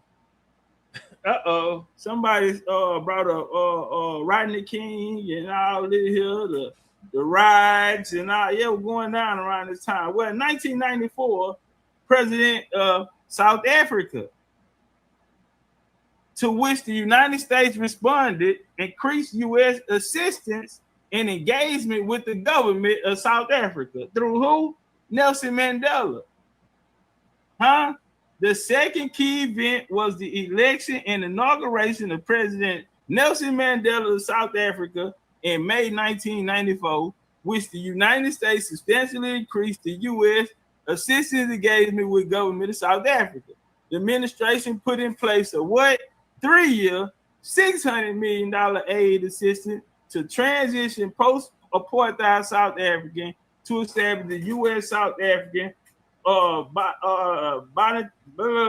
Commission, which provided to be a vital tool in strict aspects between the U.S. bilateral relationships with South Africa. Boom. So they're in there with South Africa now. In 95, they with Nigeria, Sudan, Africa, largest country respectively in the wake of execution. That included Ken, Saro, Wawa. The United States imposed additional sanctions on the military regime in Nigeria. Now, at this time, Nigeria was going through a lot. Now, if y'all remember the apartheid, y'all see them being moved, West Africans being moved into South Africa. You feel me? All of this is going down. Well, you got a government, you got a northern body who is standing on Islam business. Now, America like to play niggas against each other. They arming everybody. They're arming both sides. Yeah, we done seen them do it with ISIS and motherfucking, yeah. The U.S. talking about fuck them niggas over there, and they arming both parties. So that northern Nigerian region, you know, it was tough up there. They was gunning. Oh, damn, boom, boom, boom. Why bomb stop it? Okay, here we go. So in the third event was the White House Conference on Africa in June 2000, which set the tone to focus on the policies on Africa. It was the beginning of an effort to look at Africa broadly instead of on a country by country, crisis by crisis conflict. Now, Clinton stated at this time that the administration would develop a policy to lead human potential of the people in every continent in ways that it will lead to a safer and more prosperous world. Now, this is they're gonna come out with a law. And basically, man, I want to go through this here too. You know what I'm talking about? I'm gonna go through everything. I want to go through this here and show how much money. So we in the year 2000 now. This is the first ever month of Africa in the United States, hosted by the Security Council President, U.S. Ambassador to the United Nations, Richard Holbrooke, to draw greater international attention to African issues. 2000 milestone growth opportunity passed Congress, signed into law by President Clinton in a new era of trade to Africa. President Clinton made his second trip to Africa, underscore U.S. support the transition, democracy in Nigeria, and peace. All right. And so we see in the 2000s, it's starting to pop. All right. Now let's push back over to the bill. Hey, y'all get them likes up, support the show. Get them likes up, support the show. All right. Now we're going to come over here to the Journal of African Union Studies. Oh, you guys, sis. So this the bill. My bad. Let me say this here. This the bill right here. And this is the Constitutive Act, right? Togo 2000. All right, now let's walk. Okay, the act marked a radical departure from the political legal regimen created by the predecessor, the African Charter of 1963. The charter had been adopted amid much fanfare and agitation of decolonization throughout the continent. I'm trying to read it. It's kind of it's hard. I know it's hard. I got 20/20 vision. You need glasses. I not okay. No, I do need glasses. I know. I'm trying to read. Okay, it says Even short-lived political unions formed in Africa, although the formation of the OAU crested these multivariate Pan-African efforts for African independence. Its formative document, the Charter, has been criticized for being its milestone because it was a compromise charter. It became a document of the compromise between two forces. Ain't that by something? So at this time, again, just like the Berlin Conference, why everybody mad? Because they didn't benefit, they didn't get out of it. They know what they pocket watching. So it's the same thing. You can't never get niggas together and they gonna stay together. So they didn't went through all the way from the top, all the way after the Second World War, where they feel like they just do. Boom, they bounce over, and after the Immigration Act, they're getting a little help from the president now. And we get to 2000, and it's a problem because niggas can't get along. Although the formation of the OAU crested the multivariate Pan-African efforts for African independence, its formative document, the Charter, has been criticized. And just like that lady, Eric, she was the ambassador, but now, since they done fired her, now she criticized. Yeah, she gonna add the dirty laundry. Just like a nigga. She mad. On the other hand, Kwame Nkrumah and his supporters in 1963 wanted the Charter to be on the basis for the real integration and unification of the content. On the other hand, there were those who were content with the status quo, and they wanted it to remain the same. Why? Because they getting my money. Fuck about these poor ass niggas around here. Me and the research them ain't my people. Yeah, so this made the Charter somewhat ineffective. You talking about know my thought, know my next thought, protagonist forces known as the Casablanca powers and the Morovia powers. They observed the major weaknesses in the Charter that formed the OAU. Was that the milestone, nevertheless, the formation of OAU gave the process of decolonization such an extent that the organization has been credited for the way. Man, we got Harlem World in the building, man. After its formation. We got Harlem World in the building. What's up with it? That's the mermaid. Upper class who feel like they we got an event in Atlanta. Hold on, Chief. They sitting on top like the Don, the Godfather, and the nigga better. 1 second, Chief. Hey, check me out. We're gonna be not often say we're gonna be in Harlem. I was about to say we're gonna be in Harlem. We're gonna be in Atlanta. October. You feel me? We're gonna have us a good old time. So it's gonna be from Friday to Sunday. That's gonna be the event. We're getting the big hotel. Everybody staying in the same hotel. So they're creating the website and all of that. So I have some great organizers with me. They told me I ain't got to do nothing, but I do have to wear a tuxedo. But I mean, I think I cleaned up nice. I mean, you know, I don't know. You feel me? I think I cleaned up pretty nice. You know, I feel like I can. I feel like I can get my grown man on when it. You understand me? When it's time, I think when it's time, I can get my grown man on. You know, I can pop it. But now, man, y'all better pull up. Vito, what up, though? Vito, we in Atlanta. Go crazy. What we doing? October. Fade number 2. What we doing? Pop out, Vito. We all in the same hotel. Oh, man, yeah, we on some BCU Streamer University. Yeah, say it's going down. Whole lot of Indian shit. And we doing formal wear.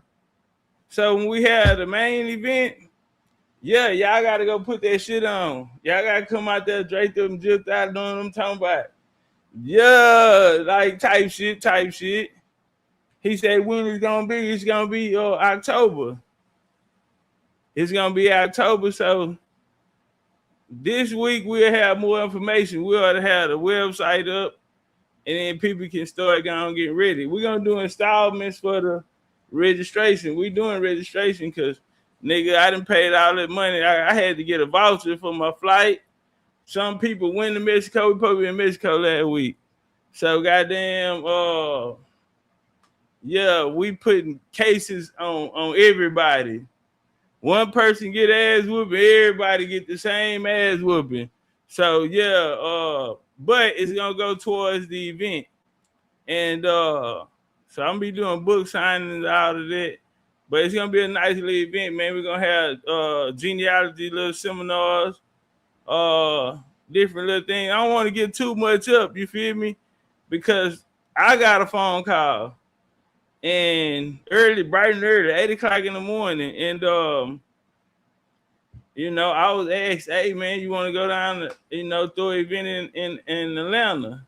They like on some it's one condition type shit. It's about you. Like, we're gonna celebrate you. You feel me? Shout out to everybody else. We love everybody else, but we want to celebrate you.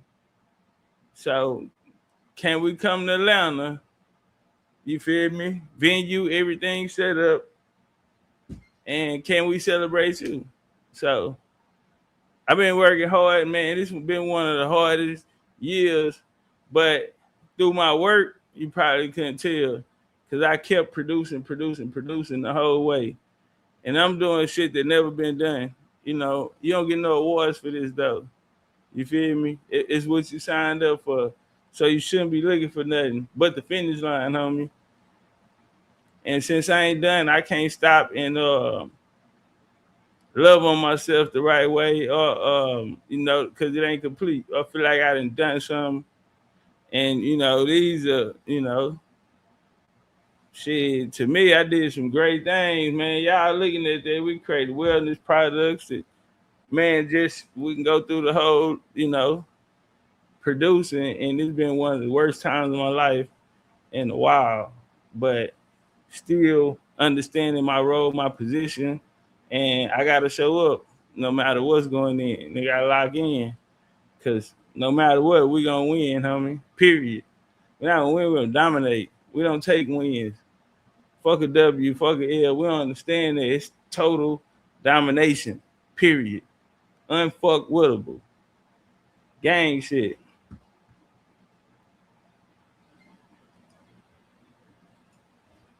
To mail it in, he need a check from everybody because y'all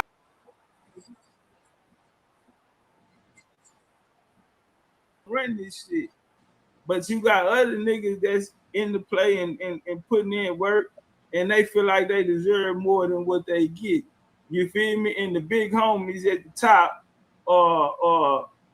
yeah, they belly's getting too fat. These niggas getting a little greedy. They pinching out, yeah. So they don't want to let nobody else see, but they turn around and tell you, well, nigga, if it wasn't for me, this play wouldn't even be dead. Yeah, this wouldn't even be a play. So it's no surprise that one of his foundational objectives, as set out in the charter, was to defend sovereignty, territory, integrity, and independence of African countries, and eradicate all forms of colonialism from Africa. But okay, you can move whoever you moved out, but the people still being colonized. When the organization was disbanded and the UA was formed in 2000, Africa had by law attained political independence.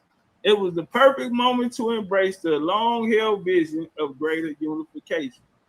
The AU formed to achieve twin objectives. Firstly, the final goal of African unity that leaders had been pursuing for more than 40 years. Was what? 40 years of bullshit. Nigga ain't got nothing done. They got all their faces back there, all the OGs.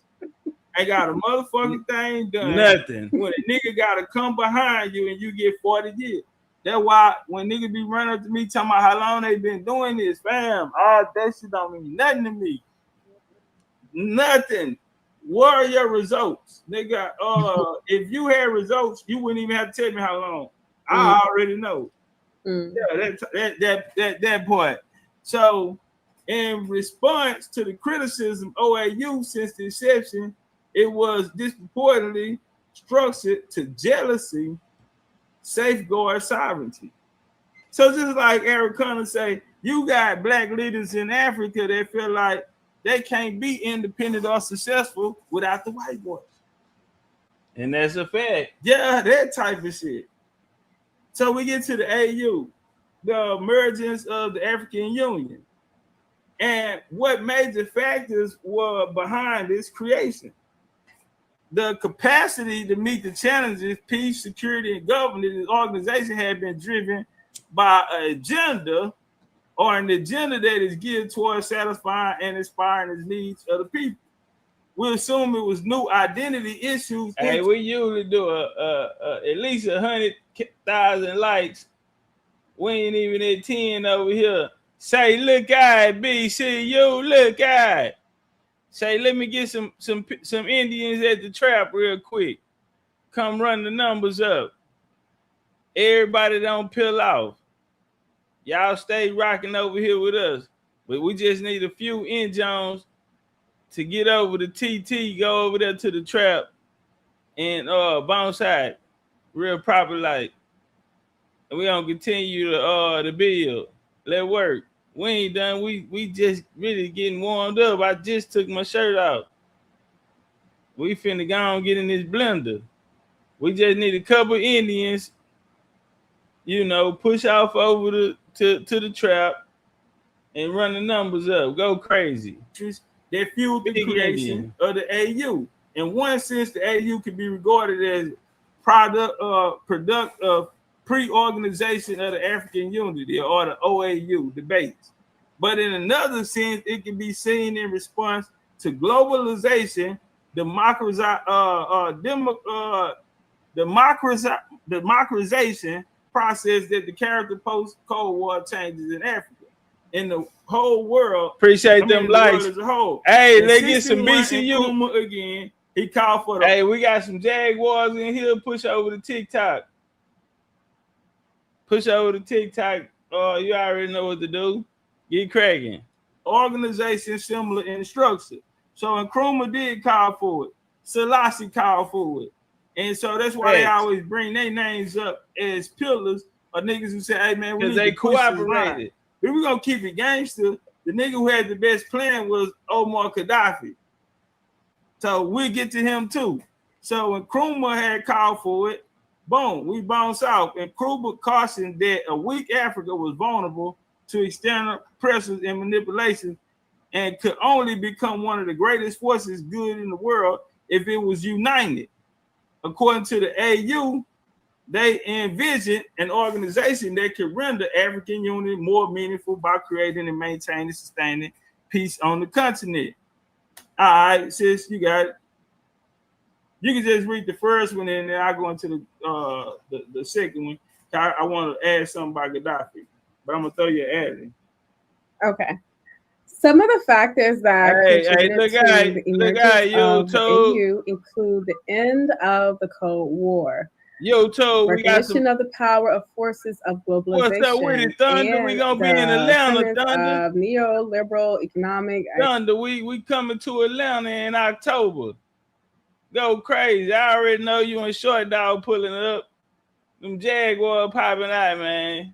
We in the A-Shotty. Theology, and we going to Alabama. And we bouncing out to Alabama, man. We cross the state line. You know how we do this shit, man. Yeah, turn up, man. Shout out to the Jaguar, human Jaguar himself, man. For human rights and for transparency by civil society organizations. World of Thunder. The growing popularity of the liberal democratic principles Indian and Bruce personal Lee. rivalries That among some Bruce Lee. African That nigga political cold leaders. that karate shit. So you had a rivalry going on. Well, don't niggas hate? Niggas love to hate. But the rivalry, just like I always say, man, the Pan-Africanism, and this is something I was putting in the court. It's actually 3 different branches, and a lot of these movements are based off different branches. That's why W. Du Bois and Marcus Garvey ain't fuck with each other. Booker T. Washington, them, they didn't fuck with them niggas. Not at all. You know what I'm saying? But they'll all be labeled as prime Pan-Africans. Take care of that. Which side? Like a nigga always have a debate, or you Malcolm or you Morton. You feel me? So it's always like two coins. What's up, D? I see you, family. Turn up. Shout out to my nigga D, man. Big bring the people into something, you know. D, what we doing? Set up Turn up one time, man. Big crazy with this colonizer. So the rival amongst political leaders appeared to revolve around three figures: Libya's Muammar Gaddafi, whose rediscovery of Pan-Africanism ideals seemed to have been influenced by the search for allies to break out of the U.S.-led international isolation. Now, Gaddafi was telling them niggas back then he didn't have to fuck with it. And then he knew he could go over there and fuck with the Arabs too. And then he seen ways they can get a play. We know one of the reasons why they say he was taken out because he got with the African nations and they wanted to start a gold standard. You did, and so you know, AC and them had to get him out of there. Y'all know Benghazi and all this type of shit went down. Anyway. Now, Gaddafi, before I go into these other guys, because we're going to go into Nigeria, who partly owned his country political economics called in the West, he argued to spread Nigerian influence across the continent and South Africa. You had Mbeki. Mbeki was a major figure in this too. Although his country political economic policy and revision of the African Renaissance, his neoliberal economics initiated through New Partnership for African Development, NEPAD, the rivalry between Nigeria and South Africa, apartheid and all that shit there, as displayed by ambitions to create occupy new permanent African seats in the UN Security Council, contribute to the formation of the UA and the NEPA motherfucking D. Now, like we said, when Mandela and them was out and all that, it was popping. They pushing the West Africans into South Africa. They making them accepted. And you got the leaders up there. They all in bed together, but the people don't know. And they talking about, hey, stop this. And nigga acting like he ain't got the power to stop it. But he's a part of it. Another important factor to the merger of the AU was the recognition and significance of the forces of globalization. The intensity and breadth of the interaction within the political, technology, economic, social, and cultural domains that characterize global relations. Watch this here. It had a major impact on domestic policies of African states. That in the chat, huh? The AU founders. Check this one out. Get some flames here. We finna catch a colonizer. Uh-oh. The AU founders, because they talking about who is the AU? Get some zip ties. How y'all talking for us? How you been black? You're black, nigga. When you're black, you give up all of that. You delineate. When you black, you delineate. You give up all your rights. You give up all because you a political nigga.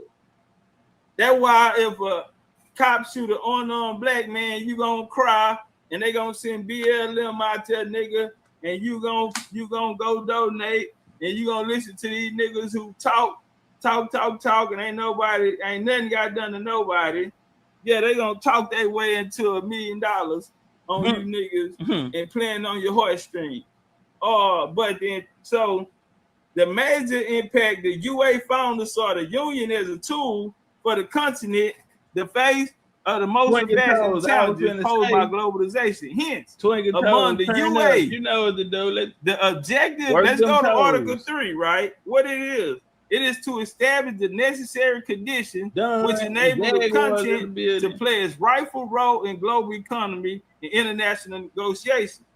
Globalization also encourages imitation. Uh-oh. Now, they say imitation is the highest form of flattery, but in this fact, it was not surprising that what? The African leaders did what? Colonize? Cause them niggas still potent the motherfucker living in shacks, villages, no running We water. love You got TikTok, China that took the airport, nigga ain't had the back pay. All this type of shit. They right? got hit on Poor the dice. leadership. But guess what? African leaders sought to establish a continental body that mirrored the features of who? The European Union. It's the same nigga. Sis. How you the AU, you talking all this independent shit, but you acting just like them. Fuck acting like them. You got the same mission statement. You can name your shit same as theirs. Right. Just like the American Colonization Society, Henry Highlander Garnett come name his the African Colonization Society. Cause niggas weren't fucking with that one. So boom, we gonna put you in your face, so only put the money behind it and see a nigga come fuck with it. And so here they come. Just like Melville Hercules got African studies, and then John Henry Clark and Leonard Jeffries come create African heritage studies society.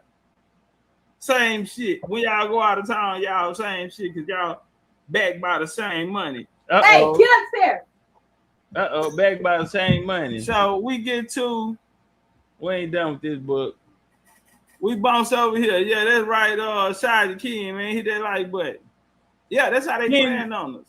Ace time. Now, by waving the Pan-African and African Renaissance flag, Gaddafi and Mbeki out of South Africa respectfully pursued the ideas that Nkrumah had enacted. However, by pursuing NEPAD and Mbeki hoped to satisfy the concerns of those from the 1960 critics of Nkrumah. A lot of people had a lot of things to say about him. Whoa, and they saw African Union. Now, in other contexts, the development can explain why 43 leaders attended the OAU summit in Libya, September 1999. Now, this is the OAU summit, 1999. Right. And this is when they're going to decide to split away from that old way. These niggas who helped decolonize Africa, so on and so.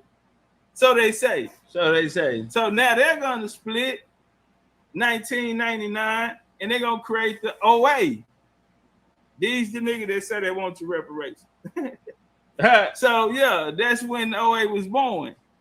It launched in Durban, July 8, 2002, and it described the meeting as personalities representing African ruling elite, from the retro base to the respected, from the heroes to the villains and the eccentric and power drunk niggas. And Mbeki was the host, South Africa.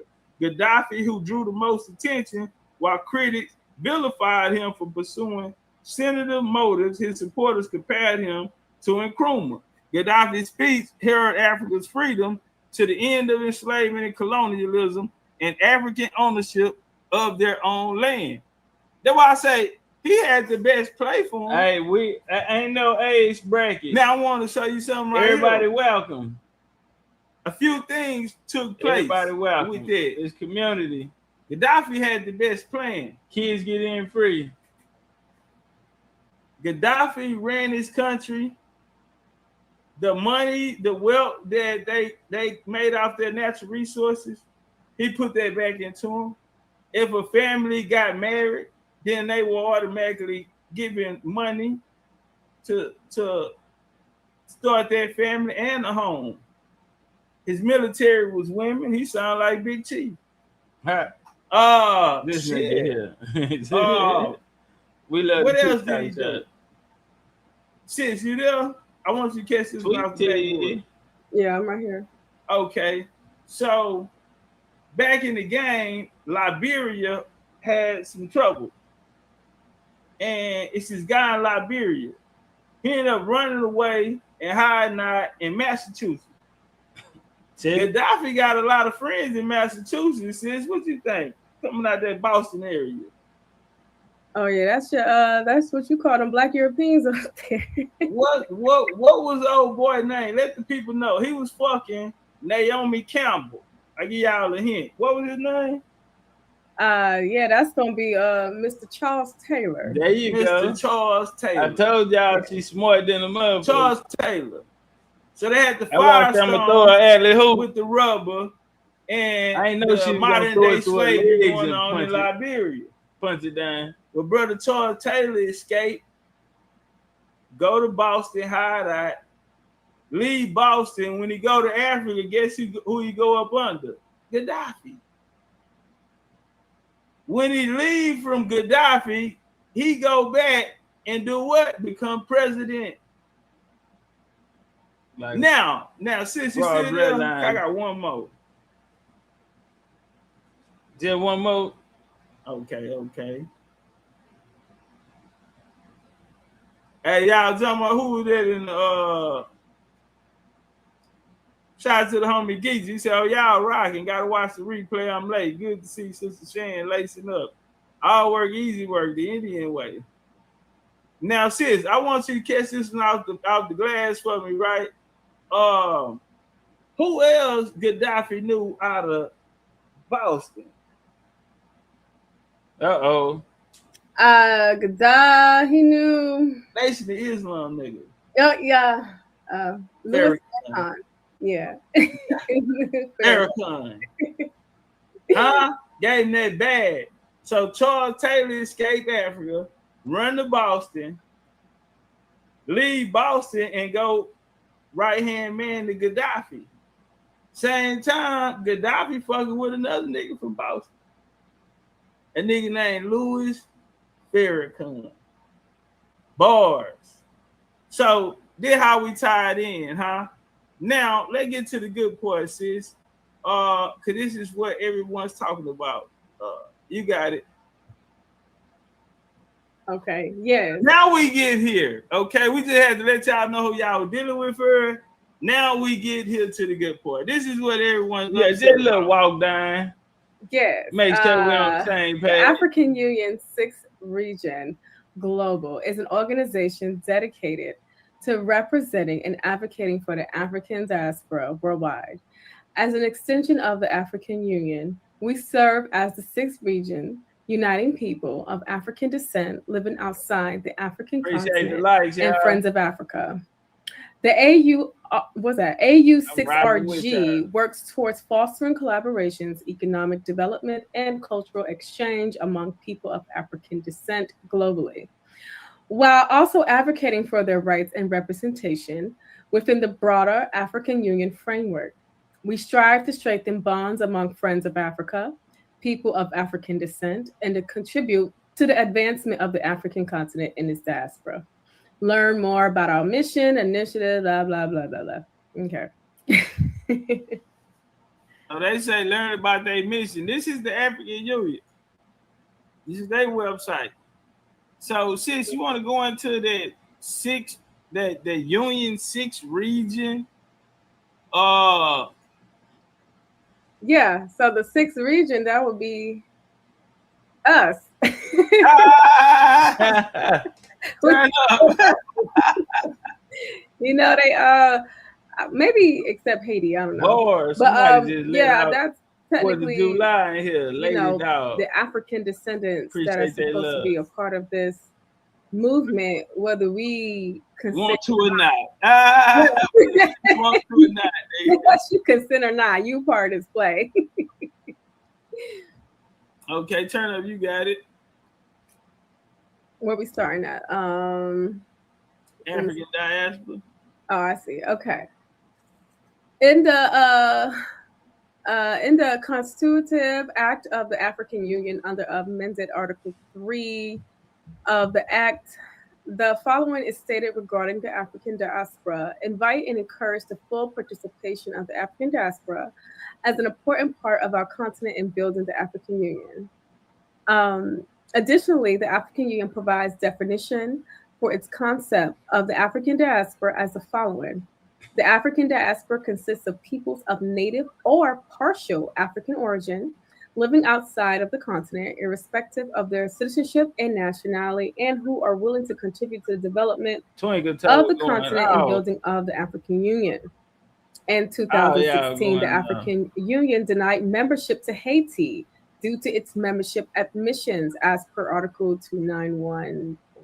Oh, dog. And being limited to African state. All right. In the African Union Handbook, persons who have been appointed to represent the African diaspora at the Assembly of the African Union have been granted the status of observer.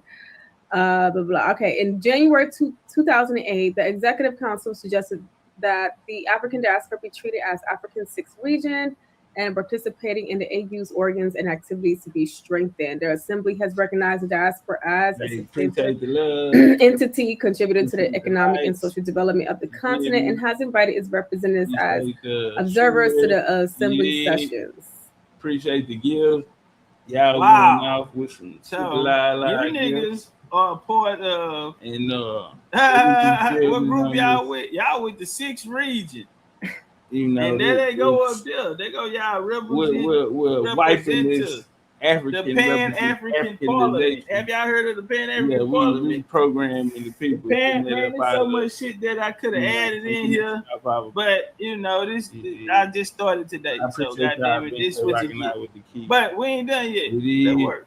Hey, we're going to be in Atlanta, man. So, come dressed in prison. Independent U.S. efforts engaged with Africa have concentrated on short-term goals, cozy relations with national leaders, and have Austin U.S. patronage to wage war on the neighbors. Okay, damn, my shit in the wrong spot. So this was going to bring up to Clint. This was the 1993 policymakers in 94, and Clint passed. He signed the bill, the African Conflict Resolution Act, which offered U.S. support to OAU. Remember, they ain't become OA until, they broke away September 1999, but then 2002, they really got this shit popping, right? So, damn, it's in the wrong spot. But this was the Resolution Act that offered U.S. support to the OAU. All right? The OAU developed closer ties to Gaddafi. The United States gradually scaled back its support, and this other African-centric initiatives. From 96, the U.S. began to provide some funding and material for a number of security initiatives in Africa. Fund initiatives in Africa. Including the African Crisis Response, followed the African Crisis Response. By this time, U.S. policymakers had realized the key to cooperation was not simply providing arms, but in building capacity of African military institutions and operate effectively. Now, in 2008, 2009, hold on, let me go up. I need this one. So, which led to a peacekeeper. Oh, okay, damn, I was on the next one. All right, this is what I need. All right, so you had the Operation Training Assistance, which later became part of the Global Peace Operation. 2005, you had the GPOI trained more than 69,000 military personnel from 73 countries, more than 48,000 of whom developed. Them the ones that's running up in Haiti right now. The world. These are effectively trained and equipped troops to manage security crisis. So, give an example. Since in Haiti, who do they have out there fighting the Haitians today?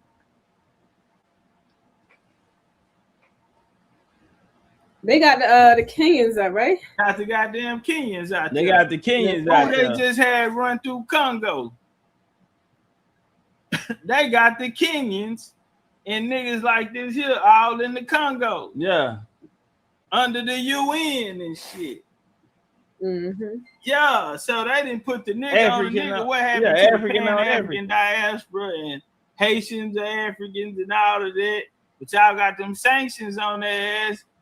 The president assassinated in his bed with his wife, and then they find out some of the niggas went on the mission was goddamn special forces.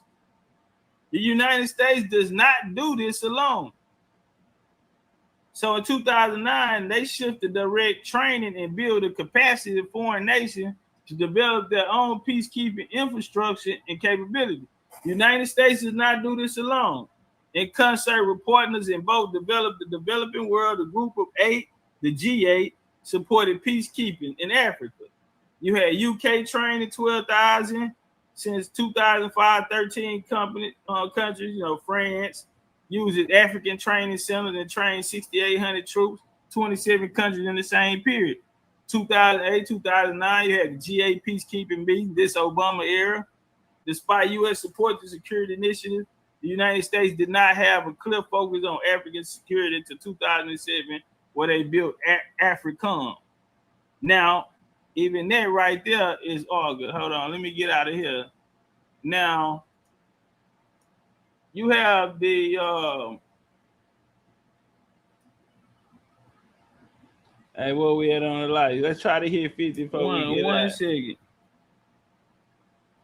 Hey, y'all tap that like button out there on YouTube as well, man. Support the show. Appreciate y'all. Sis, I'm gonna put in the rock and get this up for you. Late on the East Coast. We've been talking about this for a long time. Yes. Mm-hmm. Yeah. We just coming in the full I don't circle. Remember nobody talking about this. I think we've been this first one for years, and now it got elections on this. They finna steal your reparations. We've been telling nigga, and the nigga tried to tell you, and you said fuck. And she the one put me on this. So yeah, go on get that work, Mr. Black Man. Yeah. My sis gave me into it. She put me on this. Is there a way you can make it a little bigger? Or I could try to squeak. I could try to squeak. Yeah, you might have to squint. I don't know how to do it on here. All right, so I'm just trying to squint. I'm gonna try to read it though. It says so this is the agenda. Where is this coming from? So Agenda 2063 is coming from the African Union, the AU. Okay. 2025 year reparations. Huh? Justice for African and peoples of African descent through reparations. I do want to note that when I was studying the Agenda 2063, reparations was never the conversation of this particular agenda. This is something. This is new shit. Just add that in there. Yeah, this is not on the website. Yeah, this 2025 shit. they was not for reparations back in like 4 or 5 years ago. Appreciate the love. But appreciate the Agenda 2063 is Africa's blueprint. I hope I get to shake your hand and make a friend in Atlanta. Transforming Africa into the global powerhouse of the future. It is the continent's strategic framework that aims to deliver on its goal for inclusive and sustainable development, and is a concrete manifestation of the Pan-African drive for unity, self-determination, freedom, progress, and collective prosperity pursued under Pan-Africanism and African Renaissance. Interesting. The genesis of Agenda 2063 was the realization by African leaders that there was a need to refocus and reprioritize Africa's agenda from the struggle against apartheid and the attainment of political independence for the continent, which had been the focus of the Organization of Africa Unity, which is the OAU. So this is all tied to it. It goes back to the OAU. So when people talking about the 2025 year reparations that they popping, and they want to tap into our little piggy bank over here to do it, well, we just walk you down on how it happened. Now, the OAU not there, but they're giving them their credit because those are the niggas who were trained and put in position to be leaders after the British fake like they pulled out. Check, they just left the bloodline there. And since they told you a colonizer was a white man, it didn't look like you. You never looked at this nigga as the colonizer. And the whole time, even in Nkrumah and them, all these people, we see they've been to school, taught these, trained this to be leaders. And so right here, we bring it all the way back around. So like they said, the African Union, the organization, this was a focus of the Organization of African Unity, the OAU. But again, 1999, they split. 2002, they started getting their groove on till they started getting that funding from the U.S. again. As an affirmation, I'm starting from the bottom again. As an affirmation for the commitment to support Africa's new path for attaining inclusive and sustainable economic growth and development, Africa heads of state and government signed the 50th anniversary was that solemn declaration during the Golden Jubilee celebrations of the formation of the Hey, there you know the OAU Texas, man. AU We in quick May draw McGraw. 2013. The declaration marked Quick the draw rededication McGraw. of Africa towards Bang, the bang. attainment of the Pan-African vision Big old Indian. of the integrated, prosperous, and peaceful Africa. That's funny.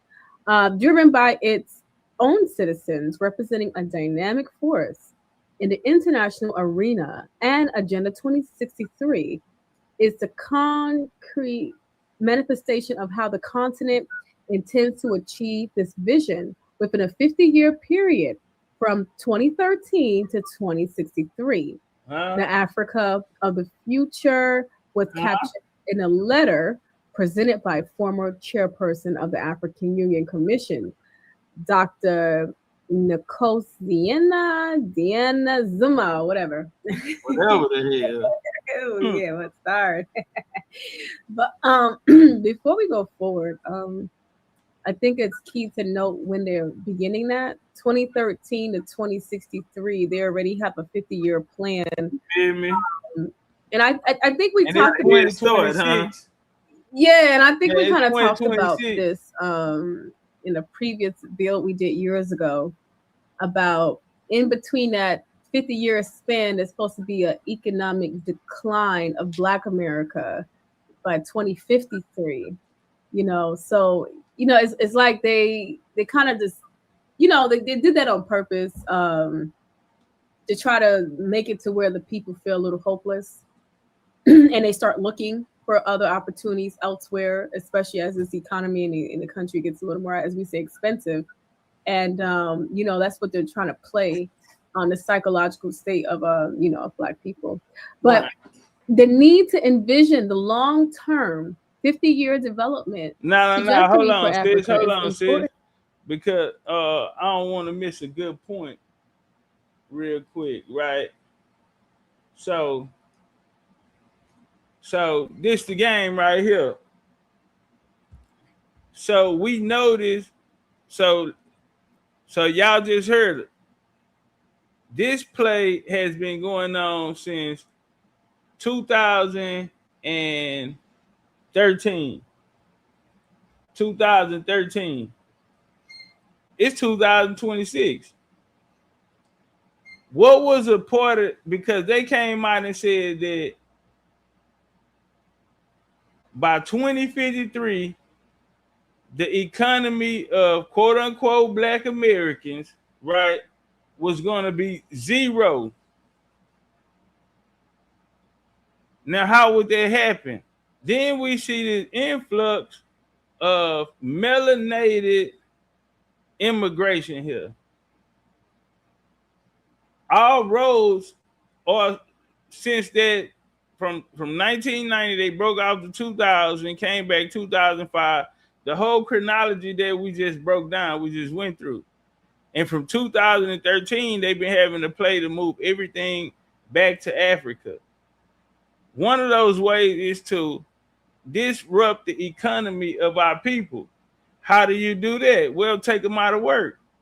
Well, it have to be passed because it's bills passed saying that you can't discriminate and not hire workers. So they hire melanated immigrants to in our place. And understanding that it's going to affect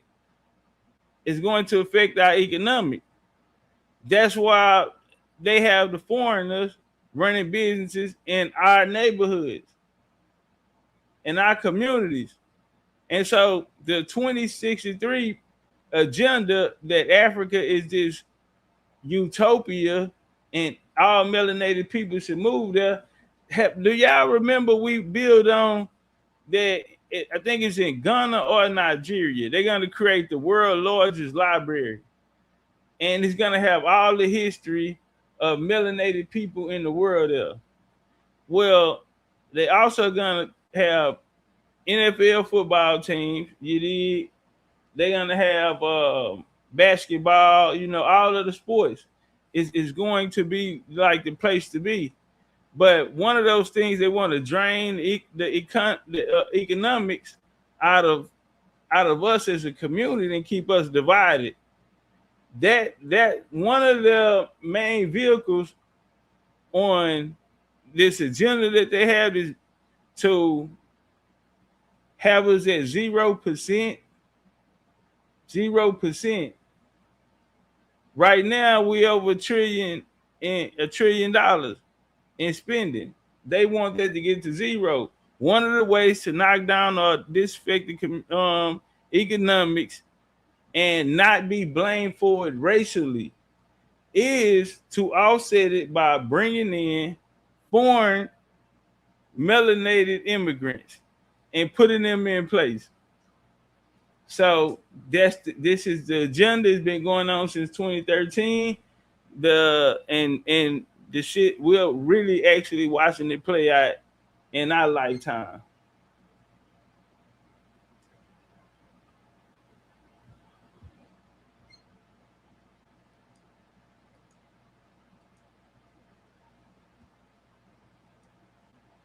As Africa needs to revise and adapt its development agenda due to ongoing structural transformations, increased peace, and the reduction in the number of conflicts, renewed economic growth and social programs, Bella. the need for people-centered development, From the South, gender I got equality, some diamonds in my mouth. and youth empowerment, changing the global context, Swine. such as increased globalization and the ICT revolution. They say increase. They just come out and say it, increased globalization. I hear that. Around. Nah, there's too much time that went by, man. I gotta shit. I can't be waiting on this nigga. We need to get started right now. You know, 2030. They would have called us if you didn't have this here, they would have said we were conspiracy theorists. Like the language that they're using, but they're very straightforward about what they have in store for you. They want to colonize, and they don't want the face of colonization anymore to be white, like you said. I think they're very comfortable with using the emotions of dark-skinned people. Black people, fuck that. Niggas who are white. Yeah, only niggas who they talking to. Yeah, they want to play on the emotions to rile up. You guys have whitey. We all have a common enemy, and you guys come over here to do what though? Programs and shit. and you know what's interesting too? I see that nothing that they are asking for is anything that we haven't been asking for here. I mean, when you look at the civil rights movement, they were asking for social programs too. So like you're trying to uproot people from here to go there to just do the same. To be in the same situation. It's worse because you being rude under them niggas, you ain't got a way to make $1, man. Shout out to the homie from Trap Flicks, man. He said, show me any one of you back to Africa niggas that ever went to Africa and made $1,000 from niggas being a patron to your business. Show me anybody. Show me. And he said, y'all seen I done been out there. That nigga been out. He was an advocate for it. But he said, you can't make no money. They not going to spend with you. They just want your money. They ain't spending no money with you, man. He said, show me one nigga that made $1,000. The Africans came and spun with him. He was able to save $1,000. Give me one. Well, I think that's why they're trying to pivot from the whole Wakanda idea of investing, and they're trying to pivot to resorts now because they realize that most of your wealth is going to be built outside of the continent, and then you can bring your money into the continent to experience this exotic, destination type of feel. But like I said, these dreams and these ideas that get pushed through Hollywood and stuff is like you kind of have to look at what the Africans are trying to do now, and it's kind of similar what Caribbeans had to come to realization that their strongest whole point is going to be tourism, and they're trying to preach to us that it's going to be our prosperity of our connecting and global dominance, but it's really just tourism that the average African is going to in the future can make money from, because like I said, America and a lot of these other nations like Dubai and etc., this is where the big money is going to be at. Most of your rich Africans are not trying to live in Africa. They They trying to make their money out. in Canada, they in Dubai. Yeah. Man, that's where all the ballers go, or they gonna have a spot, but they are not sitting around in no motherfucking Africa, not at all.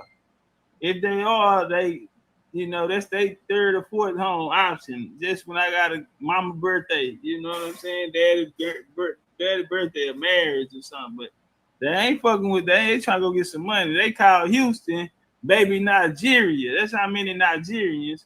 If you know anything really about the continent, you lived around continental Africans, they ask you out top, hey, where you from? West?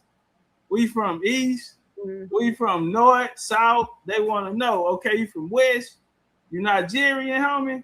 But why? Because collectively, they do not fuck with Nigeria. This ain't what nobody told me. I seen this shit with my own eyes, nigga. I could play a tape. I'm in Dubai Mall. It's a group of female walk up. And I'm like, God damn, y'all looking, at least speak. So they spoke, and I'm like, hey, where y'all think I'm from? I'm live. And one of the bitches told me Fulani. Another one was like, you from the States. I said, damn, I look Fulani, disrespectful. But my point was they want to know where you from. You from West? Because if you from Nigeria, they don't fuck with Nigeria. And they had a reason. They say them niggas there are very, very jealous. They are very controlling. And they had this, better than you type of status. You know what I'm saying? So, but the Nigerian ain't nothing but the black European of Africa. We're going to bounce over here real quick. New travel ban is now this plan that they had is 20-25 year reparations. They want the reparations now.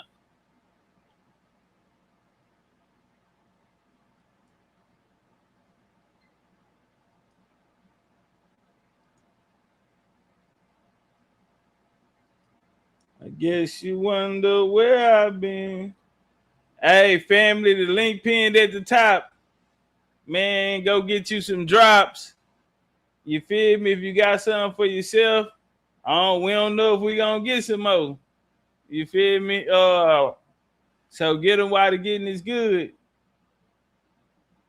Coco say that was part of the motive. Every mass immigration movement. Facts.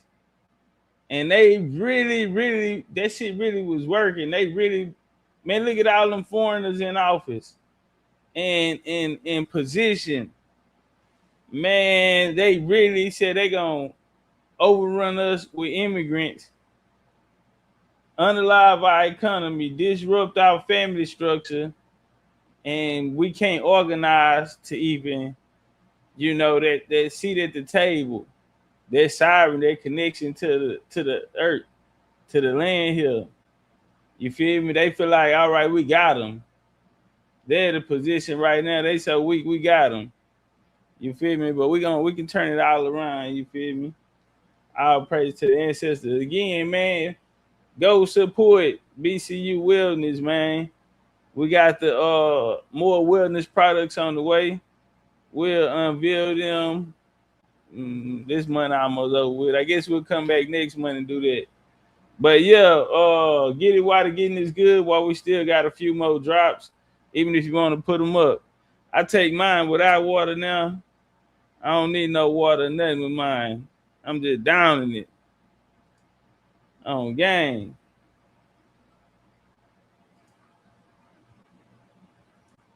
Shout out to everybody that held it down over there on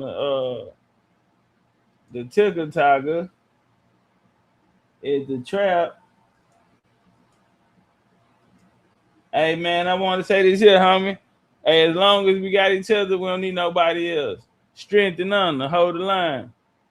Ain't no big eyes or big U's, man. It's only big eyes is big Indian. And only big U's is big us. Any gang get on bang. Or get bang bang. That my motherfucking time, Legendarytopcatz. We gone. Let her pick up whatever she want. CC Gucci, he gon' take her whatever she want. She piss me off, so she still get whatever she want. Talking about another from another as I'm home. Hit it in the shop, man, tell me what she want. Like I'm singing mix, I made her tell me what she wants. Drop some flames on the way out the door. Let it work. She on a power trip again. I know power got me buying again. Friends ain't jacking me, you must be lying to your friends. Yeah. They don't want my piece, I wait the giants up again. Shining once again. Ran it up, I told her mama shot Where's your late? I'm right back in. Locked in. Shawty got that dress on, so the block is Me ran. Think so when I hit it, sound like fuck a ad lib. Every waking. Got her ass again. Then she got the tripping off another yet again. Got a nigga feeling like a sucker yet again. Close on my emotions, then I rush and let her in. Hey. Hurry up and let her in. Hurry up, hurry up. I'ma take a bougie ass to Rodeo and then let her pick up whatever she want. CC Gucci, he gon' take up whatever she want. Yeah. She piss me off, so now she still get whatever she want. Talking about a nigga, I'm finna nail it at home. Hit it in the shot, made her tell me what she want. Like I'm singing mix, I made her tell me what she want. Hold up. Yeah.